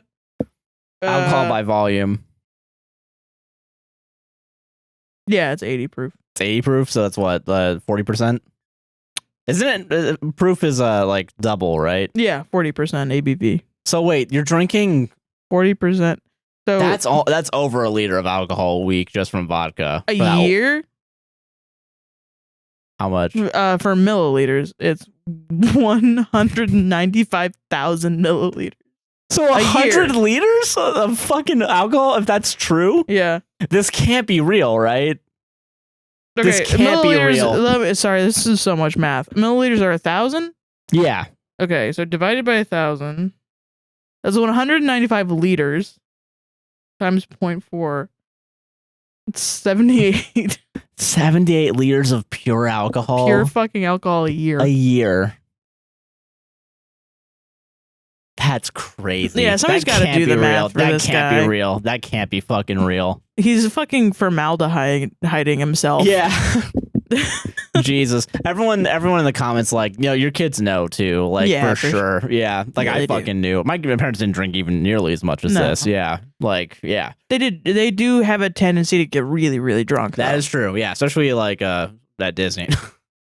Well, I mean, that's what everyone That's does what everyone at Disney. does. Yeah. but- That's why I can't go to fucking Disney. Yeah, definitely if you're an alcoholic or if you have a tendency to get really fucking embarrassingly drunk, don't go to Epcot. Oh no, it's a nightmare. That's where all the adults go to get drunk. yeah. Yeah. And also Halloween Horror Nights as well. For Yeah. sure. Yeah. They used to do Well, at they least still it's do the cool. IV bags of alcohol? Yeah, for sure.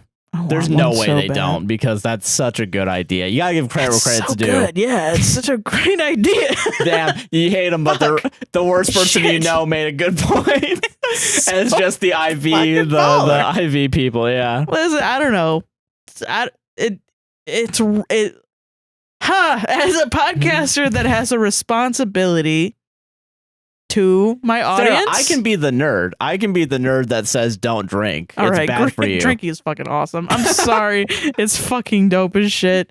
I don't do it all the time. I don't do binge drinking. I've never blacked out. I've never even had a hangover You've done it before. responsibly, I've done it responsibly my whole life. which is still bad, by the way. Except for maybe when I started.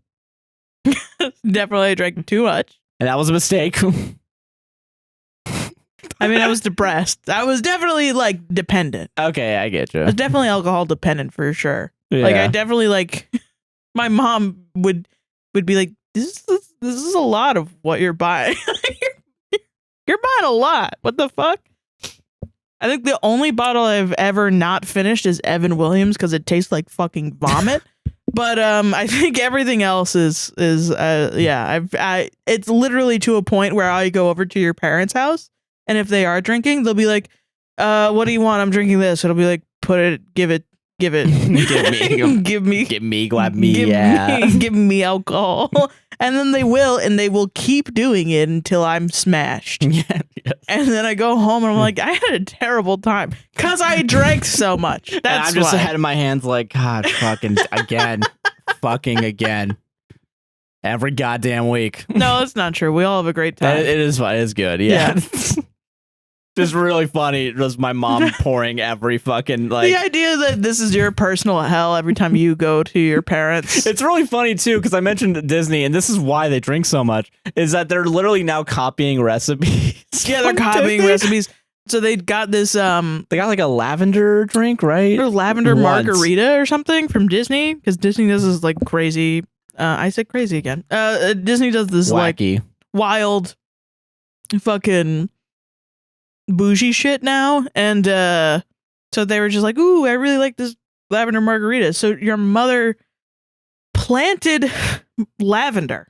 This is how far she went. She planted lavender and then dried it and then used it to make lavender syrup that she put, and together we drank like an entire bottle of vodka together in a night. So I can understand drinking it, but also I was fucking smashed by the end of it. Yeah. Yeah, that's the thing too, is like, shit. That's also only like maybe half a bottle for that one night between both of you guys. I don't even think it was, I think it might have been even open too, so it's probably less. Yeah, she was definitely drinking before we got there. Yeah. So, yeah. Still though, yeah, so I don't know. God, what a dick though. Fucking just drinking so much with like he's the just kids. an alcoholic, him and his wife. Yeah. And also, there's a big drinking culture in Australia, so I don't know. Yeah. I don't know if it is anymore. I know the stereotype. The drunken Australian. Yeah, the stereotype before Australia started doing like the heavy anti-domestic violence stuff. Oh yeah, true. Was like your drunk Australian dad that would beat you and stuff. Beat you and your mother. Yeah. God. I don't know. Awful. Yeah, terrible. Yeah. And I'm proud of Australia for working against that. Yeah. You know? Yeah. I agree with that. Anyway. Solved it. And that's our, and don't drink. That's our show. Also, I love you, Australia. I love you, Australia. Please keep listening. I love you so much. I'm gonna watch the Rugby World Championship again because of fucking Bluey. Go fucking Wallabies, dude. God damn it. I used to follow the Wallabies in 2014 and 2015 and watch them lose the Rugby World Cup to the All Blacks, New Zealand All Blacks. Yeah. Because I just think it's very funny that a fucking cartoon for children made by Australians is like, this is rugby. We're all watching sports. Isn't that fun? And it's like a little sports episode. And at the end of it, they have they have to do the golden Wallabies green. and the golden green and the All Blacks on the thing. And the Wallabies have to score against the All Blacks. And I'm like, that wouldn't happen. Yeah, it's that would never fictional. happen. The All Blacks are like the best rugby team in the world. You know that's not going to happen. This is fantasy. You're writing fan fiction in Bluey about sports, and no one's going to know about it. When it goes to Disney, you're like, what the fuck is this bullshit? No American is ever going to know. It's like football, but it doesn't, I don't get to go break and take a piss? What the fuck? It's like football, but way fucking better. That is the truest sport. Rugby is the truest sport. Rugby is the truest sport. I agree. Go Wallabies. I love you, Will Skelton. You're my favorite. We're gonna get a picture of him. Just put it above. Straight up, if they get through the fucking someone photoshopped the Nicki World Minaj Cup. American flag, but with the But it's Australian Will flag, Skelton? and it's Will Oh Skelton. my god, please, and I'll buy it. I'm going to listen. If they go through the Rugby World Cup, I'm going to like incorporate. I'm gonna buy like the fucking hat, the scarf. I'm gonna buy a jersey. I'm gonna get a fucking cardboard cutout of Will Skelton. It's gonna be 6'8". Awesome. It's gonna be way too big. I can't wait for when we have a housekeeping inspection and there's just gonna be a big, tall cardboard man in the middle of the office. It's this large man. Why? What's that attached to his crotch? Why did you put that there? I put that there. Yeah, it's Josh. Josh did that. That's our show. Yeah. What a good show. Yeah. Did we mention Pizza Hut, right? Yeah, I think everyone should buy Pizza Hut. Yeah, I think that was the moral of the story. Every single story we read today. I think the moral of today's podcast is everyone should just get Pizza Hut, dude. Yeah, get Pizza Hut. Buy some Pizza Hut. Next week, the moral. And the Wallabies should win the 2023 Rugby World Cup. That's all I'm saying. They're not, but they should. It would be great. I agree. I'm saying they're not so that luck has it so that they do. You know what I mean? Yeah. I get proven wrong. You're hedging your bets. Yeah, I get it. Yeah. Sarah, what do you want to plug?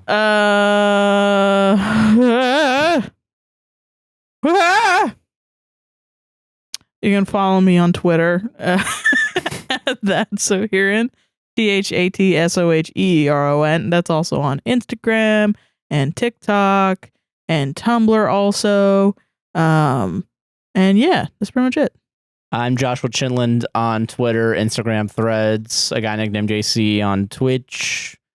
Joshua Chinland on YouTube. But when I get into, I'm gonna try and start making YouTube content next few weeks. Mood. We're APWSTR on TikTok. A podcast will save this on Instagram. APWSTR Productions on YouTube. A podcast saves relationship on all major podcasting platforms. We're gonna start gaming this week. We're gonna have a gaming channel go out probably tomorrow, the Wednesday. Oh yeah, Wednesday and Friday. We're playing Story of Seasons. Yeah, A Wonderful Life. It's really cool, and that's on the APWSTR gaming channel, which we will link down below, and we'll also make a community post when it goes out. Go subscribe to it. Once we get 1,000 subs, we'll be able to monetize it and be able to make more content for everybody. Yeah.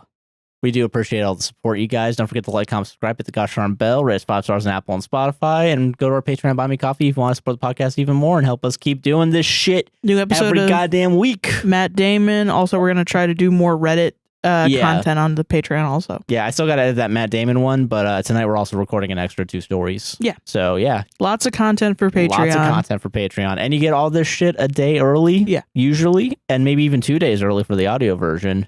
TBH, because now we got our shit together. Yeah, because we're recording on Saturday. I might be able to get this out on Sunday. And don't forget to fucking check all that shit out. Ring that gosh darn bell, dude. Ring that gosh darn bell, baby. Yeah. That's our show. Yep.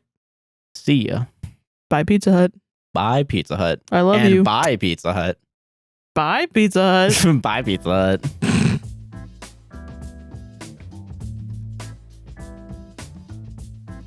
They're not gonna like it. I can't wait to eat Pizza Hut later. We are gonna. I mean, yeah, that's what we're gonna have for dinner for like the next 2 nights now because they bought us pizza. I love Pizza Hut. You love Pizza Hut? Yeah. Pizza's my favorite pizza. You're making a little jingle for them. Everybody loves Pizza Hut because Pizza Hut's all their favorite. Yeah, it pizza, is, stuffed crust. What else do you like? What other things does Pizza Hut do that you like? Cheesy bread. Yeah, or anything else? Marinara sauce. Anything else? Do they do the big dinner box? I think they actually think they did, yeah. Big dinner box. Is this the outro? Is this going to be just okay? Everybody buy Pizza Hut because Pizza Hut's the best. Pizza Hut's the best. They're not even paying us to do this. Everybody loves. They put my fucking face on a Funko Pop, Josh. They can God do anything. Bless them. I'm still overdrawn on my fucking Hut. allies, so listen.